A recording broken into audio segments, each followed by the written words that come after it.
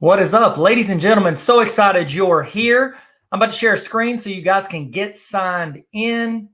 Here we go. Here we go. We are going to go and click on this. There we go. Look at this. Look at us. Who would have thought? Not me. I'm so excited you're here for our training today. We are doing a social media creator workshop. Social media creator workshop. What does that mean? That means that we are going to get the chance to learn together. We're going to walk through a bunch of different things that I utilize whenever I'm creating and stuff I've learned from other creators across the internet. So I'm going to give about 10 minutes for people to get signed in. So if you want to go get something to drink, if you want to go and use the restroom or whatever you need to do, we're about to start a 3-hour session. And you're like, whoa, I don't want to be here for 3 hours. Stay as long as you want. Listen to your heart. I'm not going to tell you how to live your life.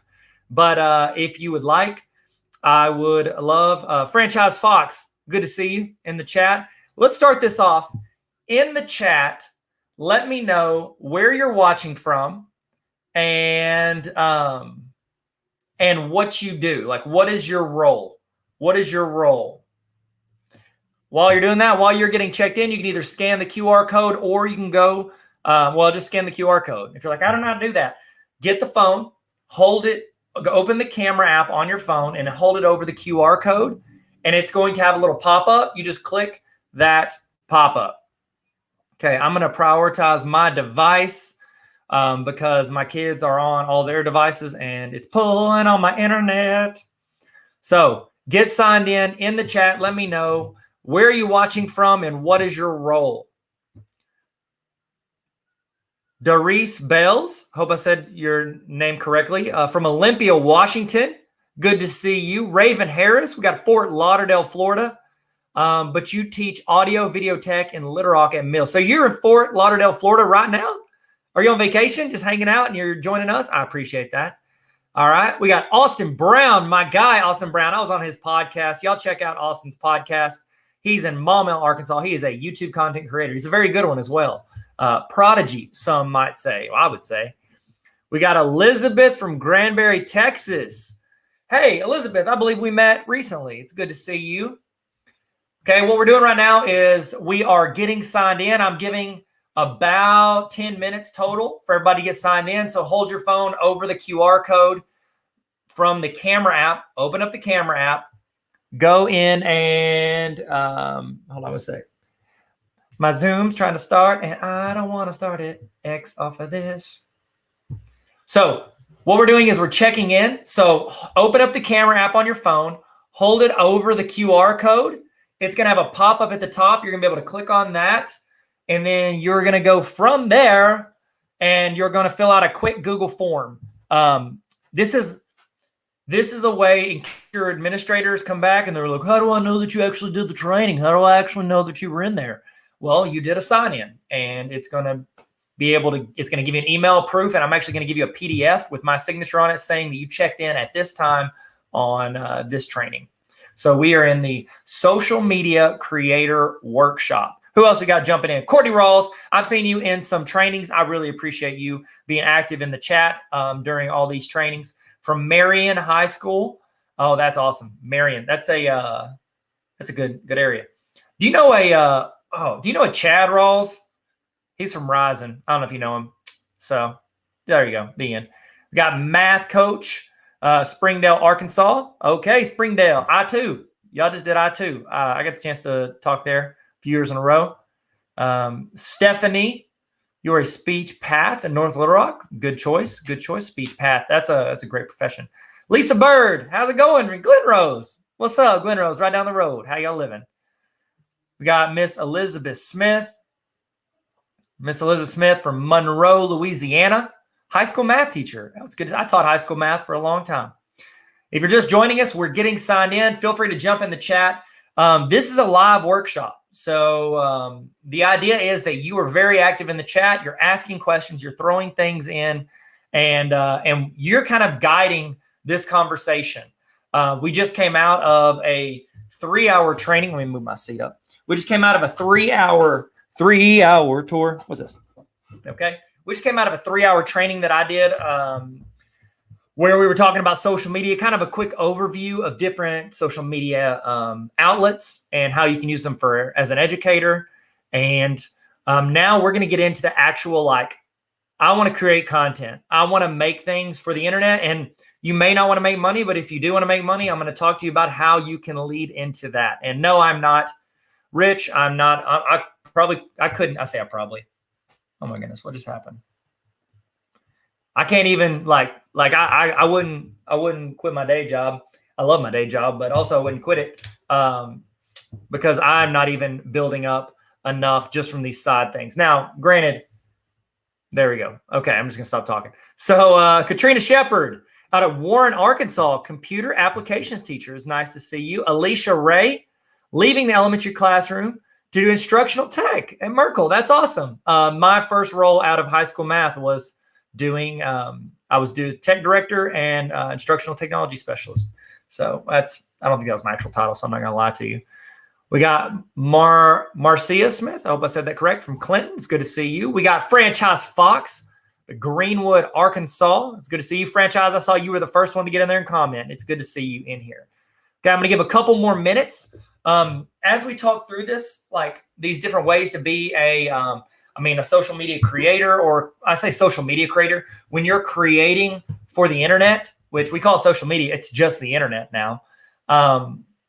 One of the things that is important is that we talk through the process. And I want to explain the process because here's the deal. I didn't just like wake up one day and I was like, oh, I know how to use the internet and here's how sales funnel, here's my funnel ecosystem on creating content. I didn't just like wake up and know how to do that.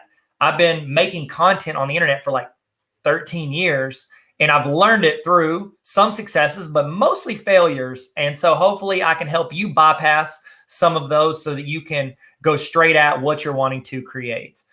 So one of the things I learned very early is the time frame for people when you're doing a live to get on to the live stream is usually 6 to 10 minutes. So it takes about 6 to 10 minutes for everybody to get into a live stream when you're doing it and for that to actually get some traction. So if you ever go live, if you're doing like a live training or a live video, I highly recommend you give about 7 minutes of just kind of banter, sign in, check in, just talking, get people talking, because it takes about 6 to 10 minutes for people to jump in and get rolling. Don't just be like, I hit live and I'm going to start talking. Most people are not going to have context for what you're talking about because they're going to have jumped in 6 to 10 minutes in there. All right. Jenny Held coming in from Marion High School. What's up, Jenny? How you doing? We are checking in. If you're just joining us, open up the camera app on your phone, hold it over the QR code. There's going to be a pop-up at the top. Click the pop-up, and then you are going to be taken to a Google form, and that's going to help you sign in. You're going to get an email. If you don't get an email, it's because you typed in the wrong email address. We're doing these 6-hour trainings every weekday, June, July, and August. And so we're in week 3 right now. And every day I get anywhere from 2 to 7 people who signed in with the incorrect email address. And so it bounces back and it's like, it's not correct. And I'm like, I don't know the correct one. Okay. So that's number 1 on the list is sign in. So open up the camera app on your phone, hold it over the QR code and click there's going to be a little pop-up at the top. Click that and sign in. Okay. Number 2, it'd be great if you go ahead and subscribe to this YouTube channel. That way you can find these resources later. I have 1,500 plus videos on this YouTube channel that help teachers, students, creators. So if you could, right underneath this video, there's a red button that says subscribe. If you would click that red subscribe button, that would be fantastic. Go ahead and click that. And then if you want, click the little thumbs up. That's just YouTube etiquette. Hit the thumbs up. If you like something, hit the thumbs up, okay? Subscribes, you kind of want to be like, is this something that I could use later? Or is this somebody that I would want to find later? You hit the subscribe, but pretty much if you see a video you like, hit the thumbs up. That's just, you give those out like candy at a parade. So hit the thumbs up. Number 3 on our intro talk is I actually wrote a book. It's called The Baller Teacher Playbook. So if you're interested in empowering students, engaging learners, and building the culture you want in your classroom, and also by seeing a lot of Harry Potter references throughout the book. I'm just kidding, but they're there. Check that out. It's on Amazon, Baller Teacher Playbook, if you want to check that out. I'm also giving away a bunch of these throughout the summer to people that follow me on Instagram. So if you want, go on Instagram and follow me at Tyler Tarver. And then a better chance for me to see it is to just post about something in your Instagram stories. They're temporary. It doesn't matter. So follow me on Instagram. I'm giving away a bunch of these books throughout the summer. And also I do a bunch of tips and tricks on Google, technology, teaching, stuff like that all the time on my Instagram. So hit me up on my Instagram. I'm giving away a bunch of my book throughout the summer, or you can get my book at Amazon. And you can do it with your team. Go through it. It's an 18-week book study for educators. Awesome. We got Linda rolling in from Cossatot River. Okay, math intervention. I like it. We got Nicole Key from Southern Illinois.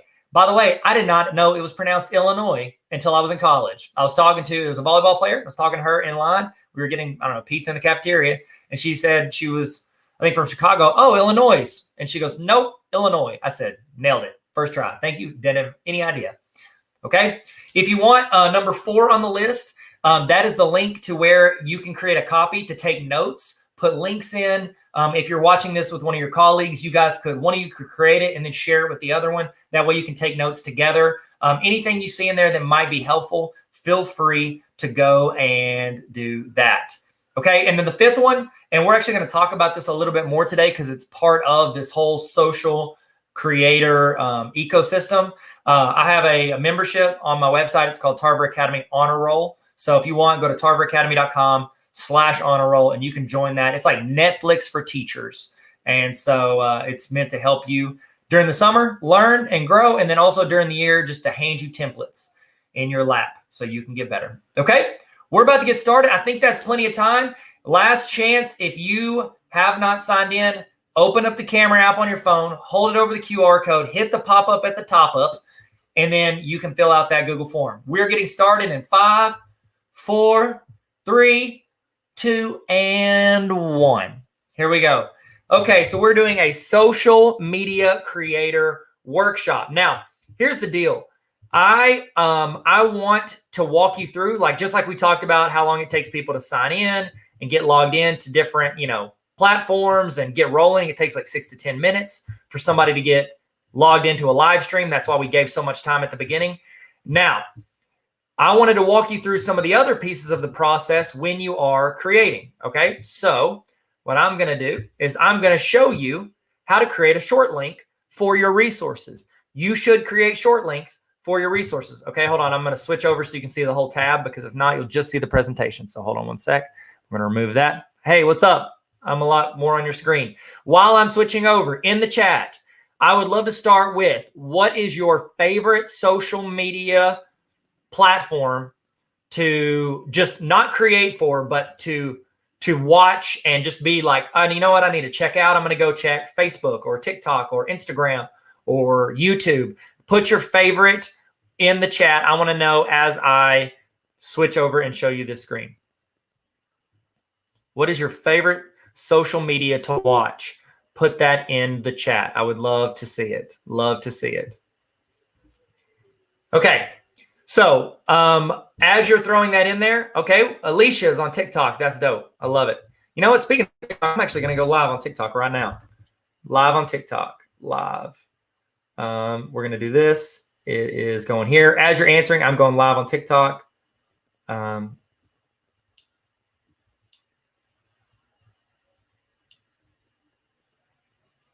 Okay. Got to spell creator correctly. Got to spell workshop correctly. Okay. In the chat, what is your favorite social media to use? We're going live here. Okay. So now I'm live on TikTok. Why not? I'm doing this training. It's going on YouTube. It's streaming there. I could have streamed it to Facebook as well. I didn't, but I'm streaming it to YouTube. Why not open up TikTok and go live on TikTok? Again, as we're going to talk about today, you've got to know the platforms. And with TikTok, a lot of people will roll live on TikTok without an agenda. Whereas like an Instagram live or a Facebook live or a YouTube live, it's like you kind of want to have bullet points for what you're wanting to create, what you're wanting to do. Whereas with TikTok, it's like people will just roll on there while they're putting together a shelf from IKEA, or they'll just go on there and they'll just say hi to people as they're saying hello. It's okay to go live on TikTok more frequently than some of the other ones. Okay. Ooh, Lisa said Reddit. Okay, that's interesting. I didn't even think of it when I was naming them off. That's a good one. Okay, a lot of TikToks, some Facebooks, some Instagrams. That's kind of what I expected. You don't see a lot of Twitters on here. I know educators are big on Twitter, but it's never like I like Twitter. It has a purpose for me, and like I love like following certain educators, getting resources, things like that. But honestly, I don't go there to like chill unless like I'm watching the Super Bowl. I personally, for me, it's TikTok. So, all right, so let's go in. I'm going to create a short link so you can jump into this presentation in case you want access to it later. So this is what I do every time I'm going to create a short link for any presentation or resource that I make. I'm going to go up to the address bar and I'm going to copy that link. Okay, well, first thing I need to share it so that you guys have access. Okay, so I'm going to go to share. This is important. I literally just shared something. I'm doing a digital educator conference the next 2 days, and I shared the links to the proposals with all of the presenters, and I saw one of them, the wonderful and amazing Stephanie Howell. She jumped in and she's like requesting access. I'm like, okay, turns out I'd only requested access within my organization. So I need to change this. Make sure anyone with the link on the internet can view. Great. That means that once I give this short link, anybody can jump in. Now, in the chat, what is your favorite short link that you use to create short links? Okay, is it TinyURL? Is it Bitly? Or is it, I think Google quit doing short links. Correct me if I'm wrong. Was it Google? I'll tell you mine. Mine is Bitly. I think Bitly is the best because they have the ability to do free custom short links. Okay, so I go into Bitly. It's bitly.com. I'm going to go up here to create, and I'm just going to paste my link to my presentation. Presentation. Why did I say that weird? Presentation. Okay. Now they're going to give me a generic one that's like a bunch of letters or whatever and numbers. I can click here and I can change this. We're doing social creator workshop. Let's see if that's taken. Hey, okay, it hasn't been taken. So I'm gonna go up here to copy.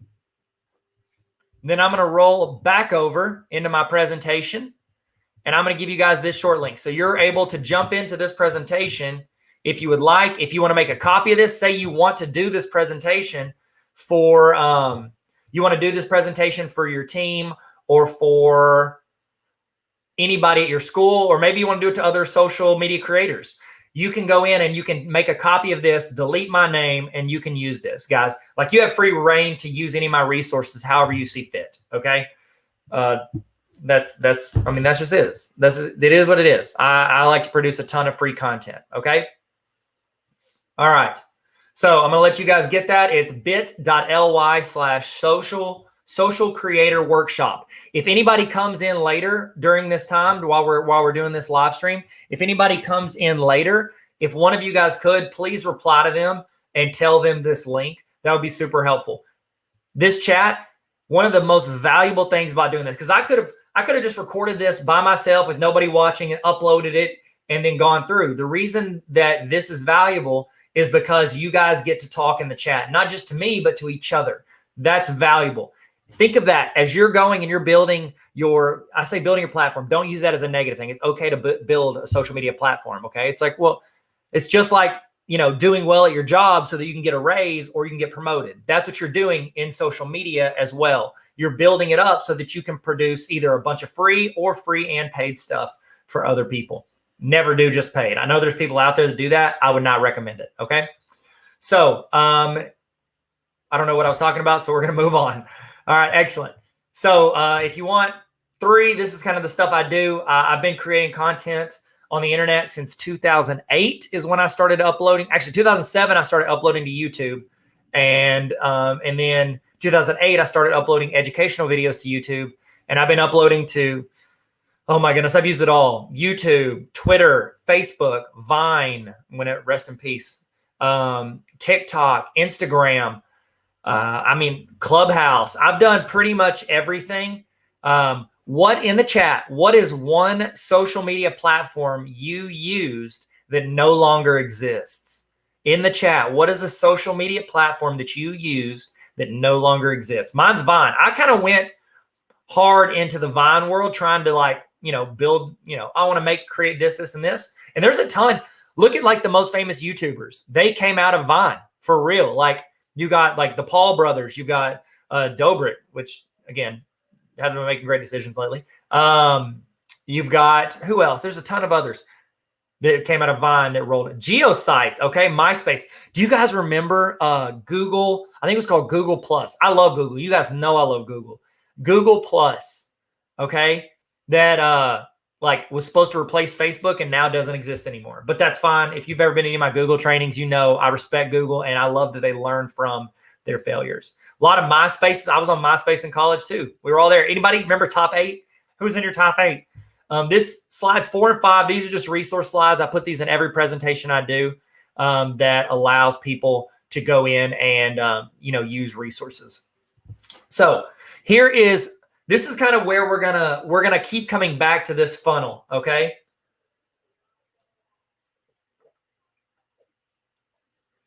We're gonna keep coming back to this funnel.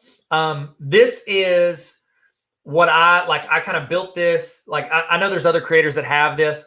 I actually stole the name Content Ecosystem from 2 creators that I really love that you should follow. They're called Colin and Samir. So check out Colin and Samir. They're on YouTube, Instagram, Twitter. They're on everything, as you should be if you're creating content. But check them out. They actually have a ton of different, they focus in on creators and how they can help creators. Like this is geared more towards education creators. But I think that I think it's super valuable for anybody that's wanting to create for the internet. So they call it the Content Ecosystem, but this is kind of my funnel that I've kind of developed from listening to different creators and also just creating for myself. And so what I want to do is today we are going to talk through the free content first. We're going to talk through free subscriptions and follows. Like how do we get people? Let me explain all of them, and then we'll go in more in depth and look at them. Okay. Free content. That is stuff that you create and you put on Instagram or Facebook or Pinterest. Forgot about Pinterest. Pinterest or TikTok or YouTube. This is free content that you're putting out into the world that anybody can stumble on and find. Okay. In the chat, what is your favorite free platform for people to put things out on the internet? When you create, what is your favorite platform to put it out on the internet for? I'll go ahead and tell you mine. My favorite is TikTok by far, because it narrows in. Their algorithm is so good. It narrows in on your community and it helps curate that community for you. I don't spend a ton of time going to find my community on all these platforms. I create a lot of content. I think it's a lot, and you might not. I create a lot of content and put it out there, and I don't have a lot of time to go in and find and curate. And so TikTok kind of curates that for me, which is super, super helpful for me as someone who is more of leaning into the creating content side of things. Okay. Free content, that is putting it out on social media platforms. Okay. Now, the second level, okay, it starts narrowing it in. As you picture this, think of this as I'm creating a ton of free content and free value that is eventually going to lead people into the next section of my funnel, which is the free subscriptions or follows. Okay. You want to create good content and provide value for people in a way that they start creating, like they care enough about the content you're creating to hit the red subscribe button underneath a YouTube video, or hit the follow button on TikTok, or hit the like page button on Facebook, or you want them to sign up for an email list. Okay. They want to sign up for an email list that you're doing. Okay. Okay. Here, I want this to be very conversational. So if I see a comment that can lead to a conversation, I'm going to talk about it. So Alicia, I'm about to ask you to say some more stuff. Alicia said she likes TikTok. She doesn't make a ton of content. Wakelet is easily becoming a favorite. Okay. I want to know in the chat, how are you using Wakelet? Are you using it as a landing place for your content? So like you create a resource or a template and you put it on Wakelet. And question, is Wakelet, I need to look up Wakelet. Did it used to be Padlet? Let me look. I'm looking up Wakelet. Sorry. Like I said, this is a workshop. This is not me. I don't want to talk the whole time. I will talk a lot because it's me presenting, but I would prefer you guys guide the conversation. Let's look at Wakelet. What is Wakelet? Save, organize. I'm pretty sure Wakelet used to be Padlet. Y'all correct me if I'm wrong. your internet organized. Okay, it looks like it. I bet it is. Okay, so Wakelet is great. Padlet and Wakelet are separate. Okay, I'm sorry. Thank you, Alicia, for clarifying. Either way, it looks very similar. It looks like a place for you to organize your resources across the internet. So this, while they probably have a find feature or a follow feature, it's not one of your main ones. So whenever you create for Wakelet, it's going to be kind of it's like your website. It's your landing page for where people can go and find different things. All right. So what I would recommend is, you said you don't create a lot of content for TikTok. I would recommend you start creating content for TikTok and Instagram and YouTube and Facebook and Pinterest. Start creating it there, which funnels people into this area. Okay. That's where you want them to go. So whenever you create a resource and you put it on Wakelet, you can go in and make, hey, what's up, guys? Welcome up TikTok. My name's Tyler, and today I'm going to show you this new resource that I just made that you can use and have for free. Boom. Okay. So you've got your free content. You're putting stuff out there, hoping everybody can see it. Now, after that, you want to lead into free subscriptions and follows. This doesn't cost anybody anything, but people are picky with who they follow and who they like. Okay. So like at the beginning of this whole thing, I asked you to hit the red subscribe button on this YouTube channel. If this was the only video I had on this YouTube channel, there's not a big reason for you to go follow. You're like, okay, cool. The dude did one live stream and I'm supposed to follow this or like subscribe to this YouTube channel. The idea is that you consistently produce that content over a long period of time. So you stay consistent. We're going to talk about consistency later. As you stay consistent in these different realms of social media, whenever you do have a piece of free content, top level, you have that roll across somebody's face on their For You page, or it just rolls up, or someone shares it and I see it on Facebook because someone else shared it. Whenever I see that and I click on it, I'm going to go look at your account. If your content interests me enough to where I'm like, who is this person? Or I wonder if they have more stuff like this. That's what you want them to think from your top level, to the point that they click and they go to your profile. Now, on your profile, it needs to describe what you do. You don't want to be like, on your profile, you don't want to be like cute or like, living free since 93. Like, you don't want to be like, I don't know, relating to something they don't know about. So like, for instance, I'll show you. So let's look at my TikTok. TikTok, whenever someone goes, if they see my TikTok roll in front of their face and they're like, oh, who is this dude? They're going to click and go to my profile. I want them to know from right here what I offer. Sorry, my dog just yawned. I didn't want you to think I tooted. Okay. Whenever someone clicks and goes to my profile, I want to describe what I offer people in the profile. So right here, number one says, I want to help teachers. So if somebody clicks on it and they're an engineer and they see one of my TikToks and they click here, this is not really for them. They're not going to be like, oh, wow, this is something that, I want to subscribe to. They're probably not going to follow me, but that's not my audience. I'm gearing what I'm doing towards educators. So I say, I want to help teachers, not like I am a teacher. They're hopefully assuming that because it's true, but they see that my role, what I'm trying to do is I'm trying to add value to educators so that they can take that and add value to their students. Okay. Then my next line is ex-principal and dean. Like I've been a teacher, I've been a principal. I've actually been in public education. I was at central office. I was like an assistant superintendent. I just didn't have the title. I was director of curriculum instruction. I don't put that in there. One, it's a lot longer. And two, I've noticed that people don't really, they don't understand terminology. Like assistant superintendent is the same as director of curriculum instruction for the most part, which is the same as,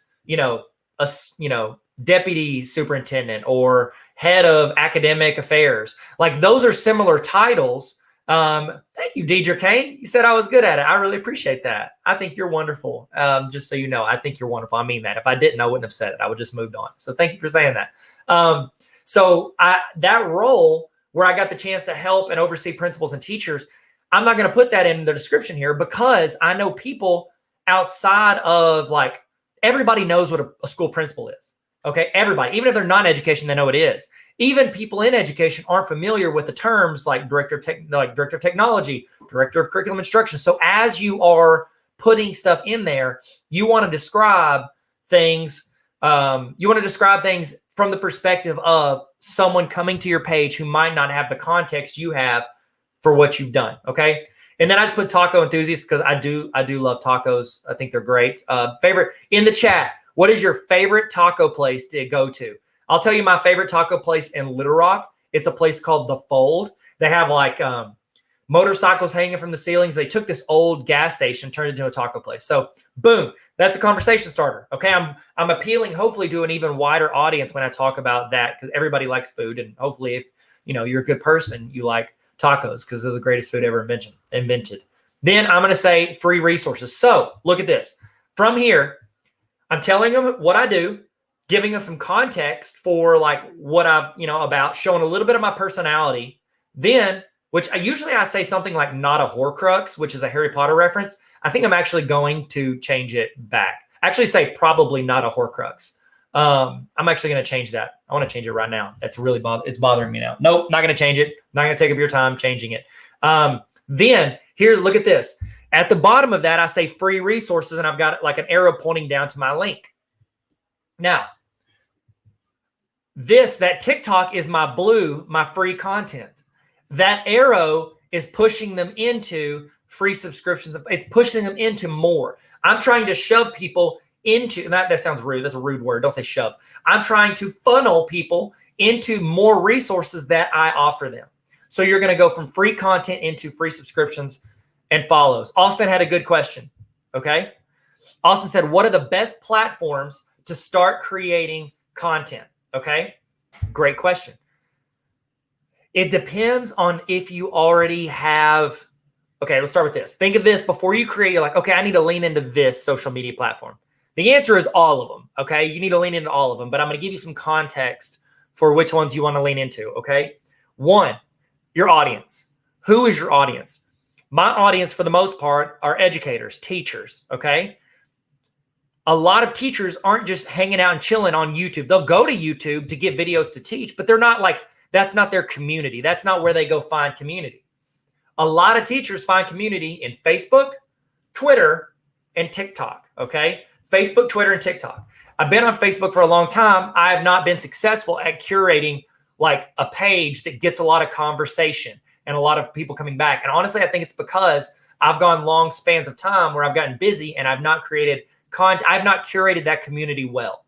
Okay. So I don't lean in there. Twitter, I've not curated that community well either. Okay. It doesn't have a lot of conversation because what Twitter has become for me is it is where my resources and content I create kind of just gets thrown to. So like if I upload a YouTube video, it auto posts a link to that YouTube video to my Twitter. I don't go to Twitter and give my thoughts or react to things. It's not my first location. And I think that audience knows that. So for me, Facebook and Twitter would have been great avenues for me to build an audience, and I didn't do that there. Okay, I think I've got like 5,000 people on my Facebook page, and then I've got I think 12,000 on my Twitter page. Which honestly, if I'm being real with you guys, those numbers, I say skewed. Those numbers are not as accurate as like my TikTok numbers. Okay, so I started my TikTok last summer, so almost a year ago. I started like pushing on TikTok. I think it was like August. July or August, something like that. I can't remember. Last summer, I started pushing stuff on TikTok and it started getting some traction. It's because I actually invested in that community and I tried to provide content for that community so that people would see that value and they would subscribe or follow. My Facebook, I have like 5,000 or so people on my Facebook page. Well, I got 2,000 or so of those people because I had a Facebook page I started in college. And then about, 8 or 9 years ago, I took that profile and I converted it into a page. So what it did was all of the people who are my friends at that time got turned into page friends or followers or whatever. And I started a new profile. It's because I'd accepted pretty much everybody. And I think I'd maxed out stuff because I'd accepted pretty much anybody who asked since college.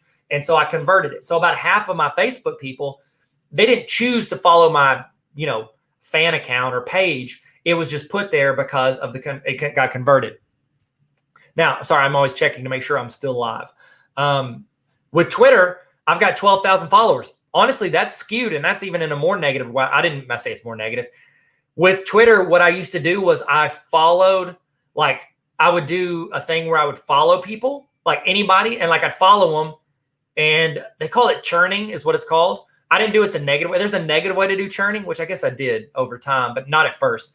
So what churning is with social media is whenever you go in and you follow like 300 people, and then whenever after like a month, you unfollow those 300 people. And so out of following 300 people, probably 40, 50 of them might follow you back. It's a great way to get followers. And then you're cutting out the 250 that didn't follow you back. And then a lot of people that do is they'll cut out the people like, I'm going to stop following you. I'm going to get your follow. And then I'll do that. I actually had a dude out of Ohio do that to me. I caught it. Like I saw it and I knew who he was because I had some friends who like had been around him. And I was like, oh, cool. He's following me. I followed him back. And then like a month later, I went to go look at like something that I heard he posted. And I noticed he wasn't following me anymore. He churned me. He got me, followed me. I went, fell right into his trap. Boom. So what I used to do on Twitter was I was kind of like that. I would follow like 300 people. And then, 50 to 60 of them would follow back. And then I would unfollow the people that didn't follow me. So I would like follow them for like a week. And then I was like, you know what? These people don't care about my content. I don't care about their content. So I wouldn't follow them. Okay. And I would keep following those people that followed me. I did that for a while and I got, some Twitter followers. Then something happened several years ago where like all the people I was following got cleared out, or I don't think I cleared it out. I may have. I'm sorry if I did. But it cleared it out. So I've been trying to follow people back since then. So pretty much anytime I see an educator follow me on Twitter, I follow them back. Okay. If I don't, it's because I made a mistake. Anytime they're an educator, boom, I'm going to follow them. And because that's the world I'm leaning in on Twitter, and also the people I want to learn from. Okay. Again, I'm not putting any effort and energy into those communities, and those people know it. So it's not like it's popping for me. Now, TikTok, I am putting a lot more emphasis, and I'm pushing a lot more into like that community. I reply to as many comments as I can. I'm trying my best to, create consistent content for that platform. And it's like, that's the platform I think of when I create content. I don't think of my YouTube audience.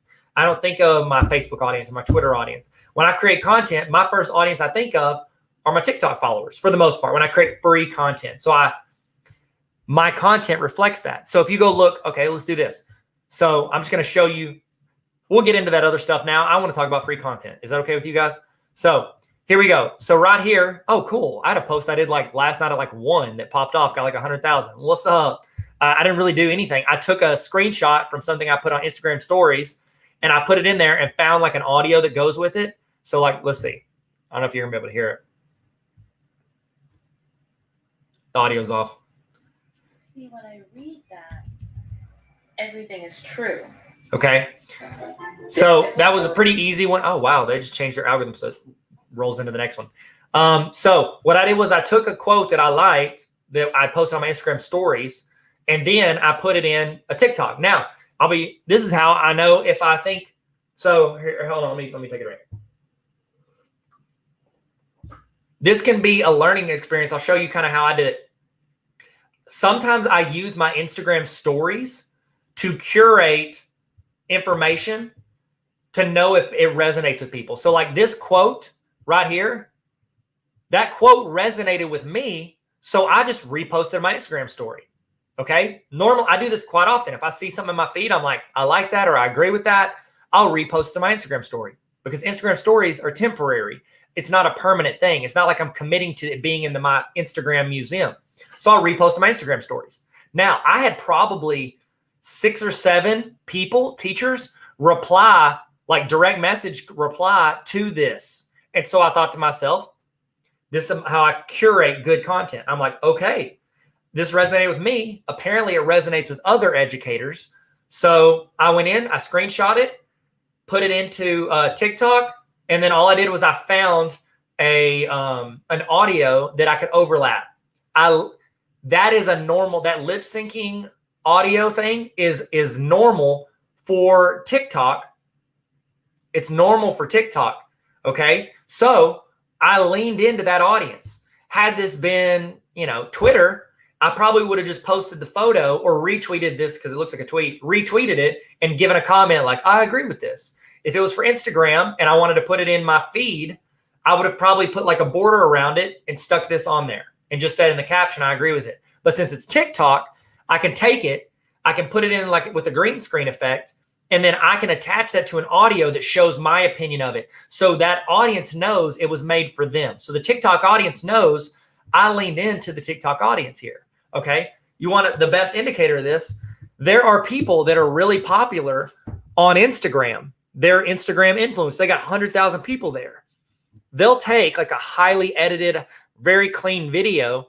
They'll take that and they'll repost it into TikTok, and it tanks. It doesn't do well. It's because that audience knows this is not native for our platform. This feels weird for us. I've done that. Like I took this highly edited video I did for, I think it was a series from YouTube. It was called Ratchet. Oh my goodness. What is it? Classic Bougie Ratchet. It's where I name things in education, and then you would pick, is that classic? Is that bougie? Or is that ratchet? And it was a highly edited video. I thought it was fun. I edited like the sizing, put it on TikTok. Nobody cared. You know why? Because it was not natural to that audience. And I think that's one of the big reasons it did not do well there. So when you're creating, think of your main audience. If I'm picking one platform, to answer your question, Austin, if I'm picking one platform to lean into, I'm picking TikTok, hands down. Now, in my training this morning, I talked about different platforms, and there were a lot of teachers that were nervous about TikTok, and here's why. TikTok's reputation with a lot, especially like, the older generation, Gen X and the boomer generation. One of the things that you've seen with that generation's, the narrative they found about TikTok is that it's just a bunch of teenagers dancing or young 20-year-olds dancing the whole time. Like, that's what they think. Here's the deal. I never see dancing videos ever. Like, maybe one out of 1,000 TikToks, I'll see a dance video. Here's the reason. Because that's not what I want to watch on TikTok. The reason I recommend TikTok as one of the best especially if you're getting started, the best places to start this funnel. Let me show you the funnel again. One of the best ones for the blue is TikTok. And here's the reason why. TikTok is the only, I say that you are so much more likely to have something pop off and go viral on TikTok than any other platform. I have close to 2,000 videos on YouTube I've put up over 12 years. I have had maybe genuinely go viral. I've had maybe 2 go viral that I didn't push people there. Okay. I had 2 that did really well just because they were about Tosh.0, which is a TV show from 10 years ago. I had some clips on Tosh.0. They weren't putting their Tosh.0 clips on YouTube. So if you search Tosh.0 on YouTube, I had the 2nd and 7th most popular videos on the platforms. So that helps as well. But they didn't go viral because of the video. I've never had a video really genuinely pop off and go viral. Maybe 2, like my slope video or something like that. TikTok, you literally, if you post 20 times, you'll probably have something go viral if it's narrowed to that audience. So if you're picking one place to create content, I would do TikTok because you have a better chance of your content finding the appropriate audience. I put a ton of stuff on YouTube and Instagram that helps teachers. Most teachers won't naturally see it because their algorithms don't work as well as TikTok. So great question. If you guys have any questions or thoughts, throw it in the chat. I want to answer questions. So if I'm picking one, I'm going to say that. Then from there, okay, let's do this. I'm sorry. I keep thinking of how I want to do this, and I want to stay here in this blue area. This is my process. I want to show you my process for creating and then distributing it to the other platforms, okay? So I've said before, you want things to be native to the platforms that they're on, okay? So when I'm creating content, I should make it native to TikTok, to Instagram, to Twitter, to YouTube, and to Facebook. Those are kind of the big 5. And on Pinterest, big 6. I should make it natural to those.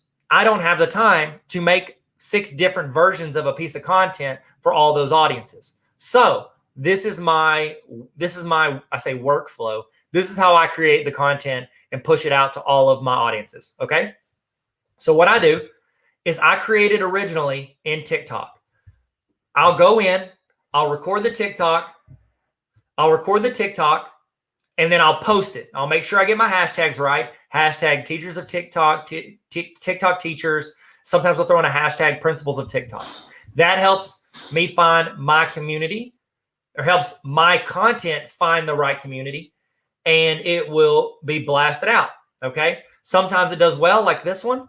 Sometimes it doesn't. Like right here, the past 3, I had 1,300, 500, and 700. Okay. Am I upset about this? No. I spent so many years with 10 people or less seeing my content. I'm fine with this. I'm not going to get prideful on it. There's a little less than 5,000. We had a 12,000. Here's a 55,000, 52,000. So it's like, it's hit or miss. But for the most part, the content's doing well enough there that I can rely on at least a few hundred people to get a chance to see the content. Okay. So I posted to TikTok first. Then what I do is I open up my Instagram app. I go into Instagram. And I'm not doing this through desktop. I'm doing it through my phone. It's just you can't see my phone that well. So I will go in. I'll go to, here we go. I'll take that TikTok, and 9 times out of 10, I'm going to post that exact same content over in Instagram. So I'll take that video, which I've already done. I actually go in and I'll copy the caption so that I don't have to retype it. That gets on my nerves. So I won't have to retype the caption. Okay. So I'll copy the caption from TikTok, hit post, open up Instagram. I'll go in and I'll upload the video to Instagram. Might change the caption, might leave it the same. And then I hit the appropriate hashtags. With TikTok, the norm is you want to hit about 4 hashtags to be good. So you want to do about 4 hashtags on TikTok. With Instagram, you want to do 30. Okay. So Instagram maxes out for you at 30 hashtags. Okay.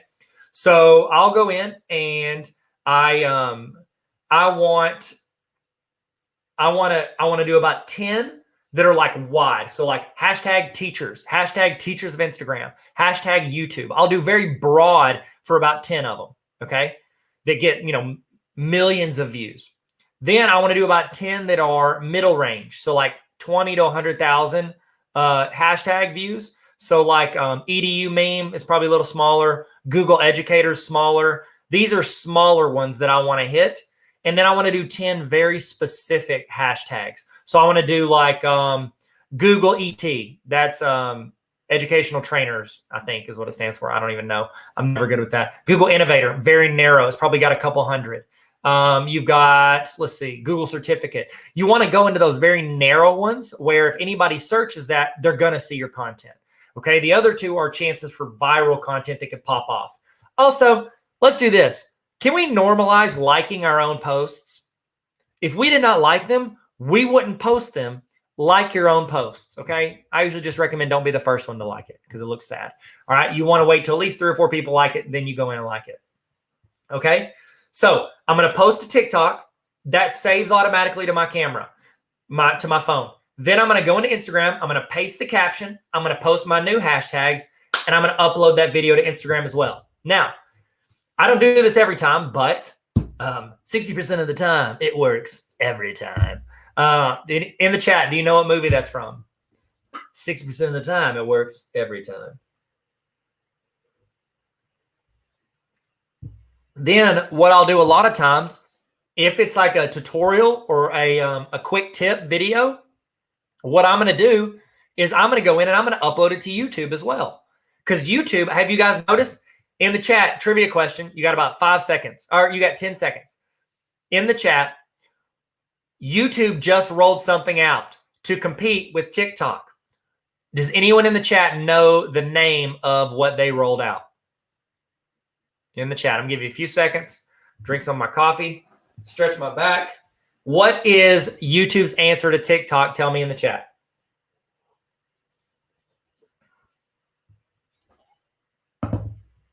Anybody? They just rolled it out. It is called YouTube Shorts, SHORTS.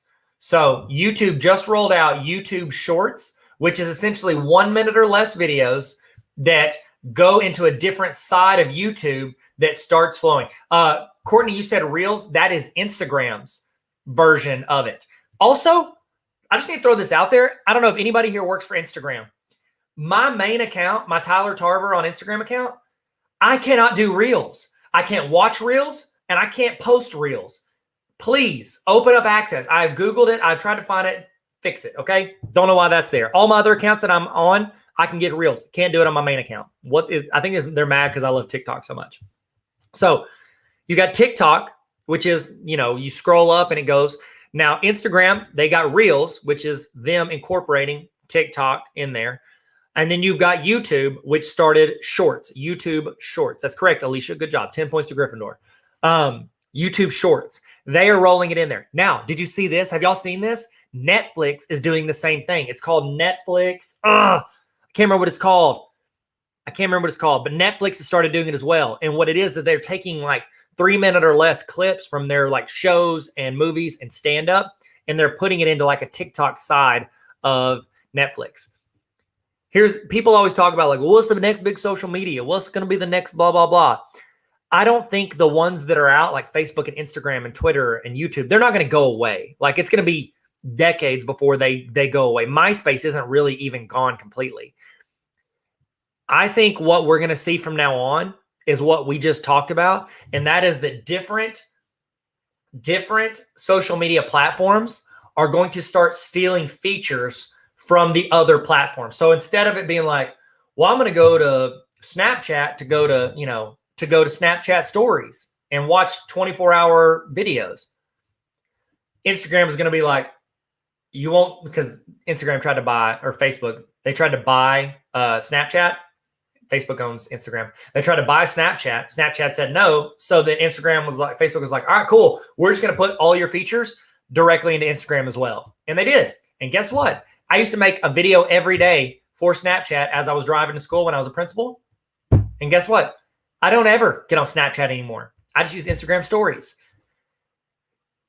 YouTube took TikTok, put it into Shorts. Instagram took TikTok, put it into Reels. Every social media platform is not going to be specific. Very few are going to be specific. Most of them are going to try to grab features that the other ones have. If you want to go live, you can go live on Facebook, Twitter, YouTube, TikTok, Instagram. You can go live on, used to be Periscope, rest in peace. Anybody remember Periscope? Y'all remember that? You could go live on Twitter. I think I already said that. You can go live on all these because they're adding that feature. They're all going to start trying to take each other's features that they have. That's going to be the future of all these social medias. Okay. So, back to it. Free content. I'm going to make it for TikTok. That's the account I care about the most. I'm going to put that onto Instagram. I might upload that onto Twitter as a video and give a little caption. I'm going to upload it into YouTube as a YouTube short. That's going to do it. A fun fact, when you're creating tools for different platforms, these companies, when they roll out a new feature, like when Instagram rolls out Reels, they are going to push Reels really hard because they want it to succeed. They want it to take off. And so they're going to push it. YouTube just started YouTube Shorts. Upload YouTube Shorts because they're going to push that. They want to push these features that they're adding into all of their platforms. Okay. We're going to do a break here in like 5 minutes so that I can take my dog out because I saw her sitting by the door and I don't want her to use the restroom in my house. So we'll do that. But let's see. If I go to YouTube, I wonder if I can see Shorts directly from here.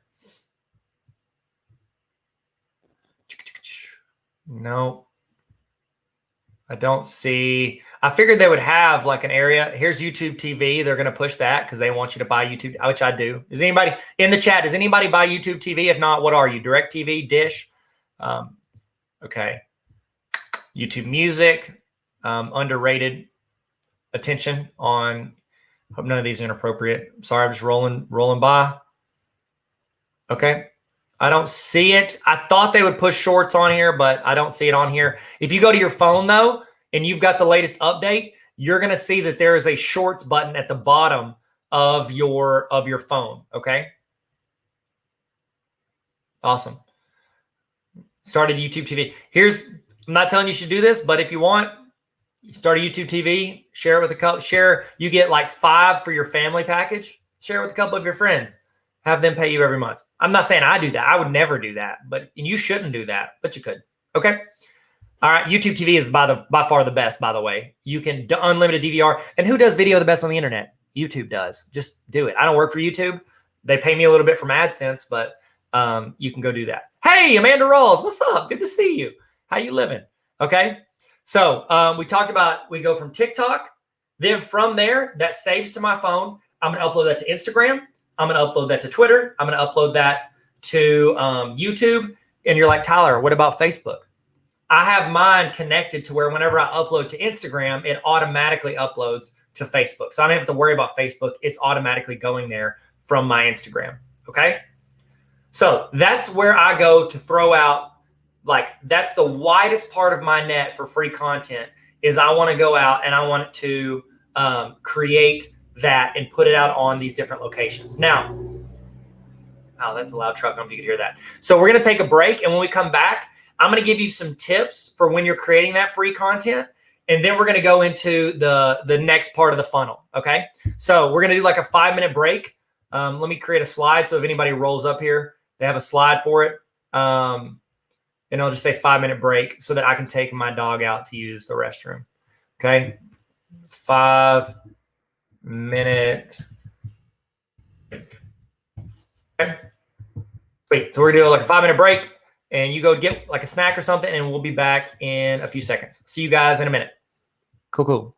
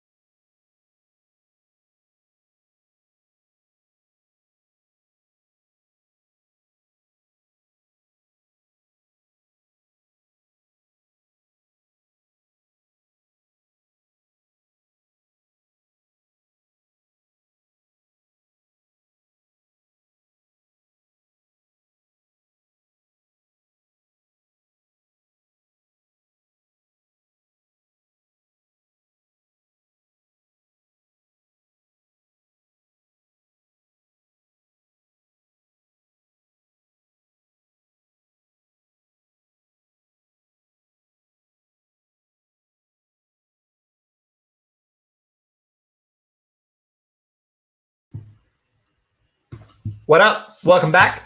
Okay, thank you guys for allowing me to take my dog out to use the restroom, and also refill my coffee. And also, I forgot to eat lunch today. Why did I do that? Why did I even do that? How are you guys doing? In the chat, on a scale of 1 to 10, what platform do you feel like you want to start leaning into? I know I push TikTok hard, but you might not feel comfortable with that, which is totally fine. What platform do you feel like you want to jump into?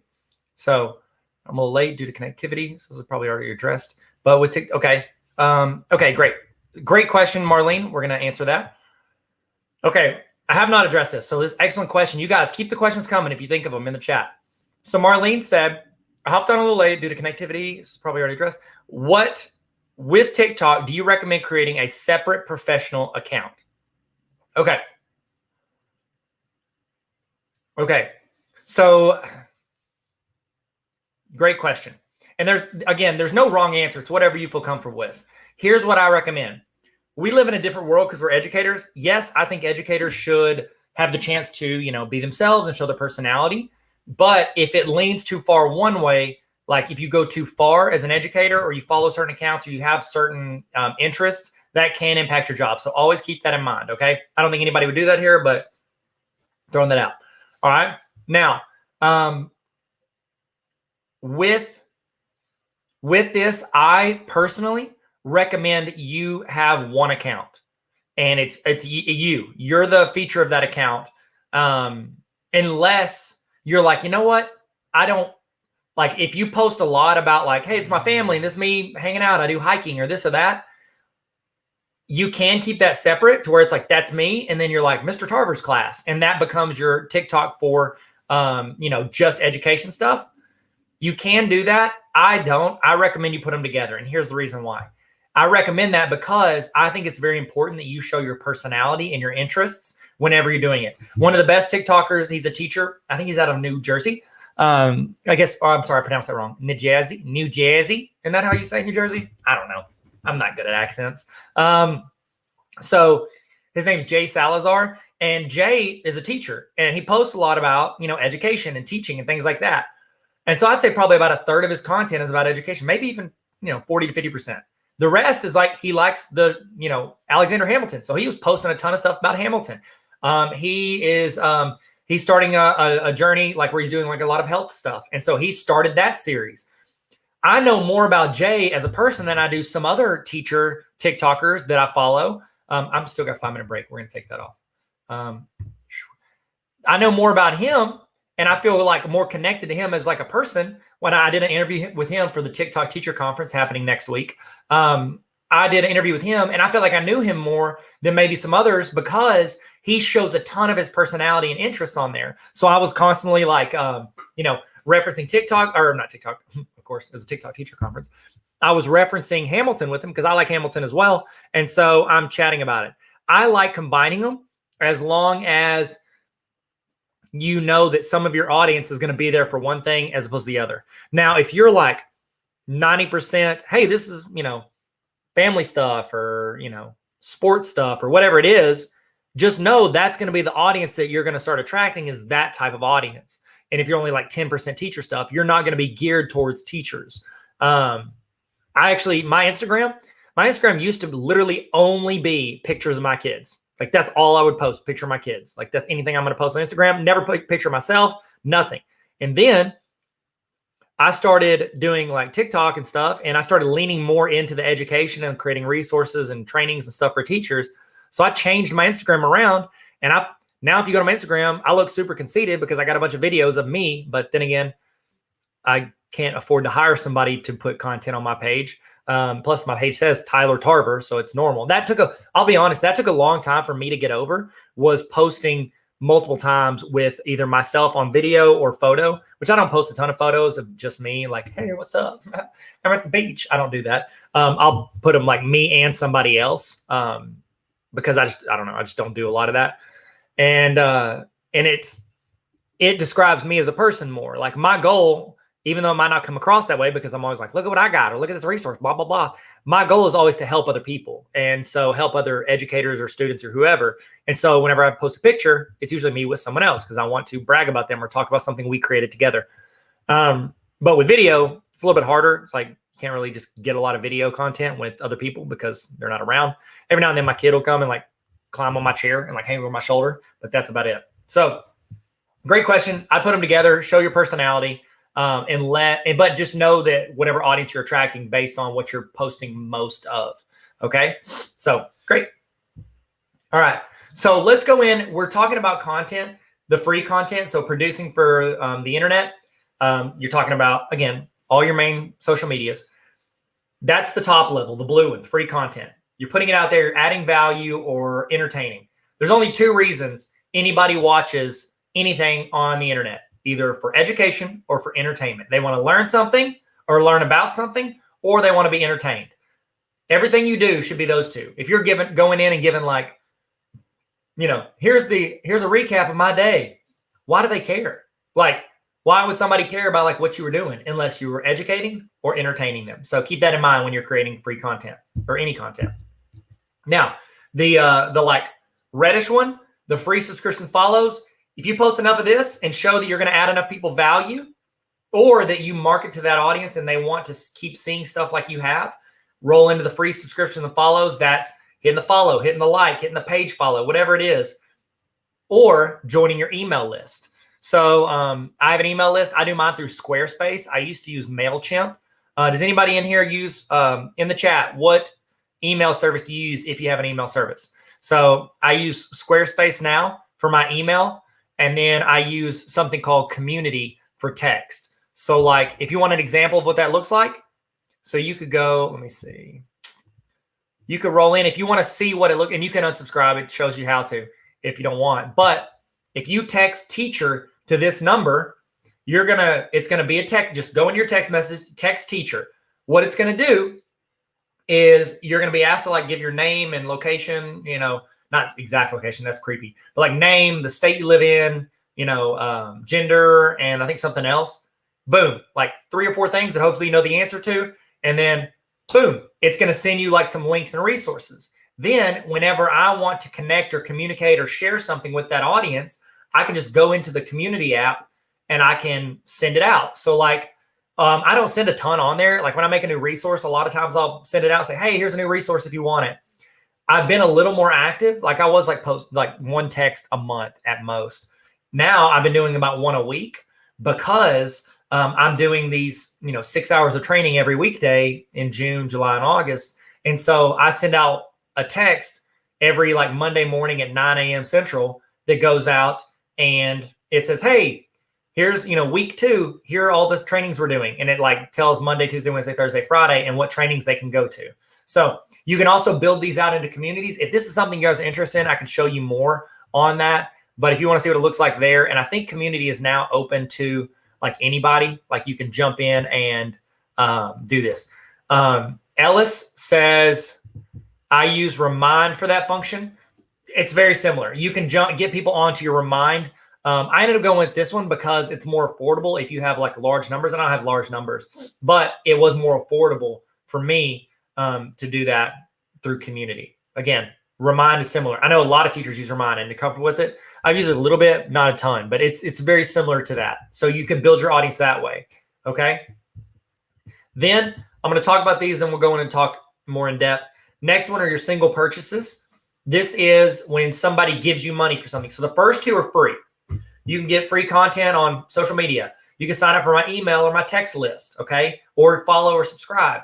That means that you're going to see more of my content or I can deliver it to you directly. But it's just like that next level of commitment, but it doesn't cost you anything.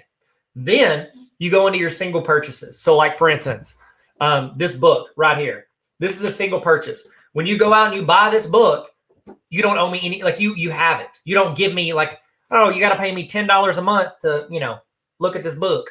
You don't have to do that because you're not going to, it's just not how it works. It's a single purchase. The way in my mind I always think of this is I have single purchases. Like if I go speak at a school, or if I go consult with the school, or go, work with a teacher group or a co-op. If I go do that, they're going to pay me money for my time to go there and do that. Or they're going to pay me for this one thing. And then after that, they're never going to pay me again. Or they can rehire me, but they're not going to continually pay me. Okay. These are fantastic sources of income. However, as a creator, you can't always rely on new employment, new people coming in. Okay. So it's not the best one you want if you're trying to make money from utilizing, what you're creating. Okay. So single purchases in my mind, because I used to shoot a lot of video. I still do. What's up? But I used to shoot for weddings or commercials, things like that. The way I would do it, the difference between the yellow one and then this green one is when I would create content, when I go shoot a wedding and I go in, I shoot for 12 hours and then I spend 40 hours editing their wedding video. I give it to them. They never pay me again. It was a one-time chunk of money. Okay. Whereas if I create a video and I stick it on YouTube, it has the potential to add me AdSense revenue for years. Like I've got videos on there, been on there for 12 years that make me $10 a month or $5 a month or 30 cents a month. I've got different videos that can bring in that money forever. So which is more valuable? You think to yourself, well, obviously for long term, YouTube's better. Like that's more valuable because you can get paid every month based on, people viewing it. Yes, but it's also a lot slower. So when I make a YouTube video, I'm probably not going to make 10 cents from it in the first month. Okay. I'm lucky if I make 10 cents because what is that? That's like 5,000 views, 10,000 views, something like that. So you're lucky to make that amount of money. Whereas with a wedding, you can go out and you can shoot it and make $2 or $3 grand from doing that, but you never make it again. So this yellow one, it is great to have things like this, single purchases, because it's just all part of your funnel. It's growing outside of what you're doing. So like, for instance, my book is a perfect example. I wrote this book, took a ton of time, a lot more time than my other books. Took a ton of time, but here's the deal. I always have this. If somebody goes in, they like a video I made, they think, oh, that's great. And then they subscribe, boom, hit the second level. And then they're like, oh, I like what this dude says. After they watch me for 6 months, I want to see what his thoughts are on the book. They'll go buy the book. Boom. You can make a chunk of money from that. Now, that's next. Then this is like the holy grail. This is where you want to go as a creator. It's the bottom of the funnel. These are your subscription based. This is stuff that you can rely on as long as someone subscribed to you through a paywall or a pay to play, things like that. So you can go in and get people there. We're going to talk more about it. I'm going to show you some examples of things you can set up, but we're not going to start there because I want to start with actually creating the content. I want to really lean into that because here's the deal. You can have all of these layers, but if you're not creating content that adds people value or helps people or that people want to keep seeing, nobody's going to pay money for that. Like if you're not creating, like a lot of people want to jump straight down to oh yeah, give me money for this. Have you ever followed somebody on Twitter or Facebook or Instagram and all they do is try to pitch you to buy things from them? Like it's super frustrating, right? Like we don't like to be marketed to. We don't want to be sold. Okay. But which again, I've bought stuff. I've seen ads on Instagram and I bought in the chat. What is the last thing you bought from seeing an Instagram or Facebook or whatever ad? What is the last thing you bought from seeing an ad? I'll tell you, I got stickers. I bought a bunch. Where are they? They're in here. Here we go. I bought a bunch of these stickers from an ad from what's that company called? MailChimp's email. Sticker Mule.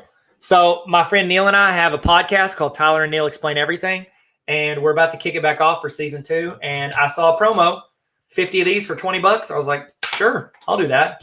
And so sometimes you just want to roll in and buy something from an ad. Now, if I follow somebody and then what their content starts becoming is just constantly them pitching me to get my money, even if I like what they're saying, I'm not going to be a huge fan of it unless they weigh that out. Like if they even that out with free content, if they're adding me value for free, I'm going to feel a lot more indebted to them. Okay. Now, it was Gary Vaynerchuk. He had a book, I think it was called Jab, Jab, Jab, Right Hook. Okay.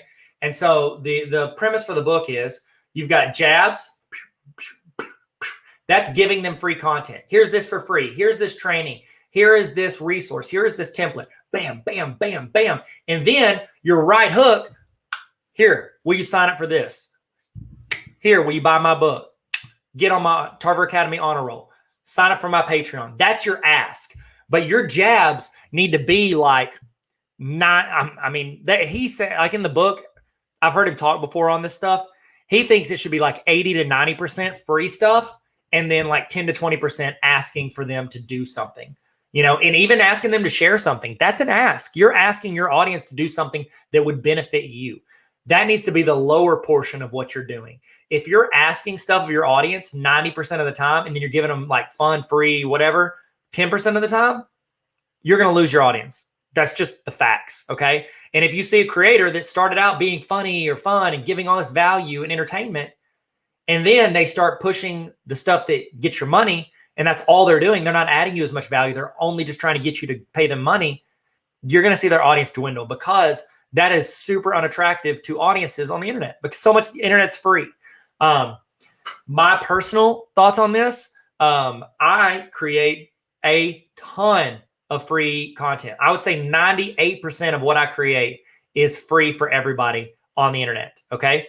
And I'll show you some examples of that later, like a crossover I did that could give you some ideas. And so, whenever I do ask, I still feel a little uncomfortable. So if you watch my TikToks and I'm going in to give somebody like a free template that would cost them $10 on Teachers Pay Teachers, but I'm giving it to them for free, that's free value I'm adding. And then whenever I go into the video, I'll say, hey, I'm going to show you how to get there. Click on the link in the bio, and then scroll down. And I'll be like, and there's my book. Bleh. And I'll like make fun of my book, which I don't want to make fun of it. I think it's fun. I think it's a great book, but I'm going to like quickly reference things I've got that they could actually move into the yellow or the green section for. Oh, there's the honor roll. Meh. And I'll like reference it, but then I'll move on to the free stuff. So it's like, I'm going to lunch with somebody. I'm going to buy their meal, but then I'm just going to ask them if hey, do you want to pay for dessert? You don't have to, but if you want to, you can pay for dessert. I'll pay for the whole meal. You know what I mean? So it's like you're doing those little add-ons, but you're hopefully showing them the value of it as they go forward. Okay. So that's the funnel. I'm going to lean into these different areas, but I kind of want to spend a decent amount of time on creating the content, because if you're not creating the content, if you're not creating content that either entertains or educates, overall just adds value to people, it's going to be so much harder to do the rest of this stuff unless you just do like collaborations. So for instance, like, y'all ever heard of Masterclass? It's where like you can get like, I can learn to shoot from Steph Curry, or I can learn to, make movies from Martin Scorsese or whatever. You can go in and do those things. And it's like Masterclass doesn't give me a lot of value, but it's their collaborations that attract me, because I'm like, oh, I love Steph Curry. I want to shoot like him. And they become the vehicle or the vessel or whatever, the template. It's not a template. They become the avenue in which I learn from the person I actually care about, which is Steph Curry, who has me a ton of value by playing basketball, and I get to watch all that stuff that he does. So there you go. So collaborations is a way around that. But for the most part, you need to work out a plan to create a ton of free content for people so that, eventually you could move them into the other funnels if that's something you want to do. Okay. So here's a thought process, a mindset, if you will, for when you're creating content. And I try to be, this is not just for creating content. I do my best to do this with like relationships, like friendships, people I work with. This is something I'm genuinely trying to live by. I'm not perfect at it by any means, and I probably talk about myself more than I should. My friend Leanne told me that the other day. You talk about yourself too much. I'm like, calm down. So I genuinely try my best to do this. This is the idea of God versus hero. You don't want to be the hero when you're creating content for people. If you look like the perfect teacher and what you're doing is showing people all the great things you're doing, they're going to feel like you've got to figure it out. What value can they add for me? They might think you're cool, or they might think, oh, that's neat, or I want to see what they're doing because it's so inspiring. But it's not like they're going to feel like they owe you anything. You know what I mean? And I say, you don't want people to owe you, but you know what I mean? Like, they're not going to feel like, oh, cool, I would love to pay money to see how cool this person is. What you want to do is you want to position yourself as, hey, I want to guide you in your process of being the best teacher you can. You want to make your audience the hero, and you want to guide them. You're guiding them through what it is. So like a director of a movie, their job is not for you to think they're a cool director. Their job is to guide you throughout the narrative of whatever movie they're doing. The example here is Luke Skywalker and Yoda. You could swap out Yoda for Obi-Wan Kenobi if you're talking about the first one or the episode 4. So it's like Luke Skywalker's the hero. What was Obi-Wan Kenobi and Yoda's? What were their roles? Their roles were not to be the hero, even though they were way more powerful than Luke. That was not their role in the movie. Their role is to guide Luke to be the hero. So if you take on that type of mentality with your audience where you are not you may know more than them. You might be a couple steps ahead on certain things, or you might have something, but your goal is not for them to think you're cool because you're such a great teacher or such a great, content creator or whatever. Your goal is to bring them along for the ride and help empower them to be the hero. I do this when I'm teaching. I try my best to have this mentality. I want to guide my students to be the hero. I don't want to stand up and talk for 45 minutes. Here's all the things I know about marketing, or here's all the things I know about teaching or math or whatever it is. I don't want to sit up there and just ramble on about all the stuff I know. What I want to do is I want to empower them to know as much as me or more. So that's a mentality, a marketing mentality that I highly recommend you take on. Okay. So I'm sorry this looks so ratchet. This is like, I did this presentation for, it was like a mini presentation, and then I took notes on top of it, and I wanted you guys to see my notes because I'm showing you behind the scenes, because that's the goal of this training, is that I can walk you through the entire process, not just like the finished product. Okay. Sorry, I'm going to drink some coffee. No, I'm not. That's very cold and not very good. I'm going to drink some water. In the chat, what are you drinking right now? It's whatever time it is for you. Drinking coffee? Do you drink coffee in the afternoon? You water, milk? Goes a little warm milk with your trainings? Okay, so we're going to roll in. So these are what I call the 4 C's of building an audience, okay? This falls into the first level, but then also fills into the rest, okay? We've talked about this several times, but I'm going to reinforce it. Good content. You need, and I don't mean like, oh, you got the best production value. Look how clean this is. Every movie that goes to the movie theaters is made by like some of the best people in their field in the world, the best directors of photography, directors, actors, with the best equipment, hundreds of thousands of dollars, if not millions of dollars worth of equipment. It's all made very well. But there are movies made every month that tank and nobody watches because the content isn't good. So when I talk about good content, I'm talking about you need to make something that adds people value. Add them value. Either educate them or, what's the other one? Educate or entertain. Thank you. Do those 2 things, okay? My thoughts on it, there's a lot of different schools of thought for this. My thoughts on it, add authenticity. Be authentic to who you are on these platforms. And here's the deal. Different platforms have different levels of authenticity. TikTok is a very authentic platform. If you come in fake, you ain't going to last on TikTok. They want it real, okay? You can Instagram, they're about that influencer culture. They want it to look clean or nice or propped up or whatever.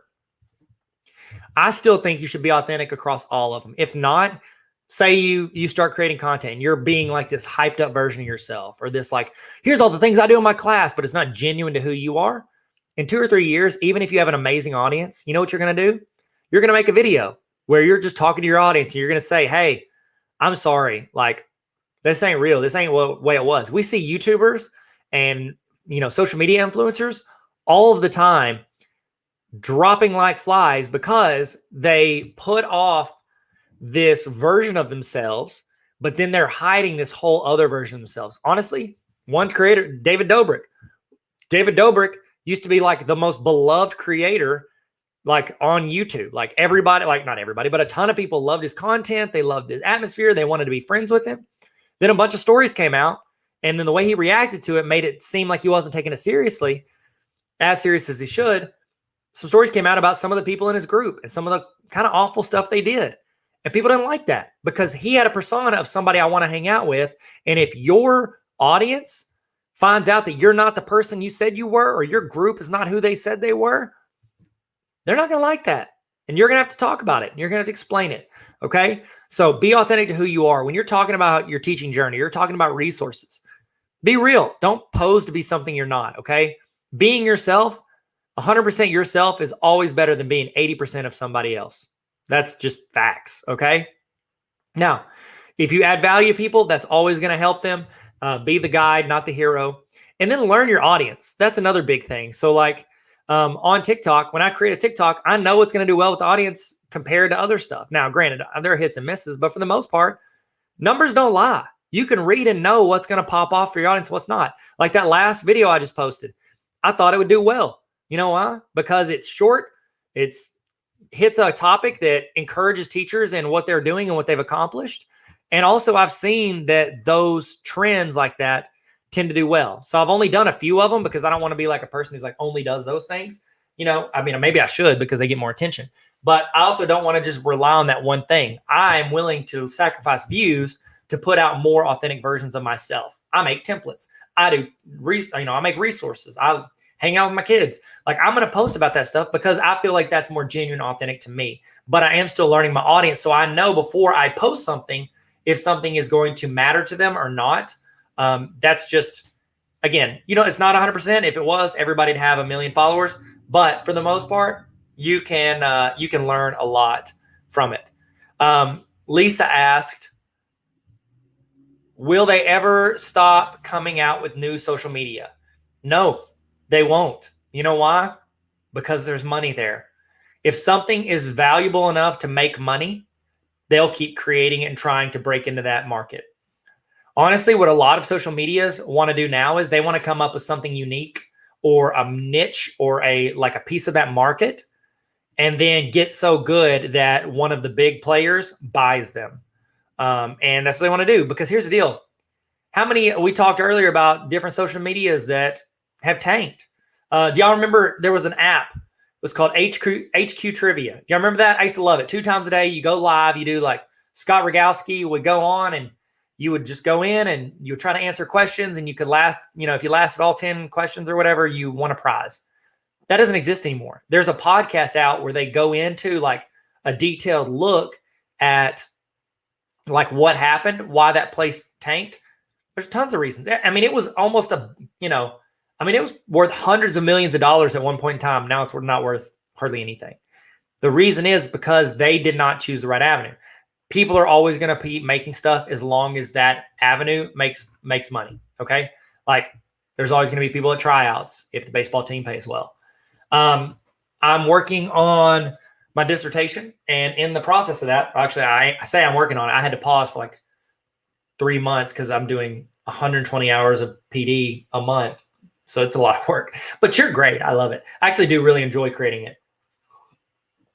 And I'll talk through the process here with you guys of going through that. So in the process of working on my dissertation, I get to look at a lot of research studies and and one of the things I'm looking into is how do we engage people online? How do we get them to keep watching? How do we get them to hit like, subscribe, whatever? How do we keep the attention of people online? I found through every research study I could find talking about the subject, there are 2 main reasons, by far, 2 main reasons that people stop watching things on the internet. Number 1, they're confused about what's happening. If you're creating content, you need to think either through the video, through the picture, or through the caption. I need to explain very clearly what I'm doing and who this helps. Like I need to explain exactly what's happening. If your students walk into your class 8 minutes into class, what's the first thing you do? Hey, Johnny, I know you just came in. We're talking about slope-intercept formula. So if you'll get down, get out your notebook, we're just going to take notes and then we're going to do homework. Boom. I just explained, like we do that naturally. It's because when they walk in, we don't want them confused. But then a lot of times we'll start a video, we'll make a post that makes sense to us because we've been in our content for years or weeks or months or whatever. But somebody that just randomly sees it might not have a clue what you're talking about or what you're posting about. So you need to make sure that your audience is not confused. In everything I do, I try my best to explain what's happening. If you were here during like our 10-minute intro to this, when people were signing on, I said probably, 15 times, hey guys, if you're just joining us, hold your camera over the QR code, hit the pop-up and sign in. I would do that because at any point, somebody could have jumped into that intro and not had a clue what was happening. So I put text on the screen and I verbally said what I wanted them to do frequently because I want them not to be confused. And the second big reason that people stop watching stuff on the internet is because they don't see how it applies to them. In my bio, it says, I want to help teachers. That's what I want to do. Teachers know what my purpose is and if I apply to them. Whenever I make a TikTok, go, hey, teachers, do you ever do this? I said, or I'll say, you're a teacher, you do this. If you're not a teacher, you're probably going to swipe. Totally cool. This is not made for you. But if you are a teacher, that might catch you for a few more seconds because you're like, oh, I'm a teacher. What's up? You know what I mean? Like I'm talking to that audience and they know it's going to apply to them. So when you're teaching, if you were teaching about the, American Revolution, and then you start talking about Genghis Khan, students are going to be like, is this on the test? Like, they don't know how it applies to them. Why do I need to know this? Why do I need to learn this? Why do I need to have this? So keep that in mind. Don't let people be confused about what you're doing, and also show them how it applies to them. And that's what I try to do. So like for my honor roll, my tagline is, I've got two. I had one tagline and then I just switched to a new one. So if you're talking, want to sign up for the Tarver Academy honor roll, tarveracademy.com/honor roll. It's like Netflix for teachers. Everybody knows what Netflix is. Everybody knows what a teacher is. If you like Netflix and the amount of content they provide, and you're a teacher, I can help add you the amount of value Netflix does for fun. I can add that to you as a teacher. And just saying it's like Netflix for teachers, I've just said a lot about who it applies to, and I'm trying to clear up confusion about what the honor roll offers, okay? Used to, my tagline was bite-sized PD for busy teachers.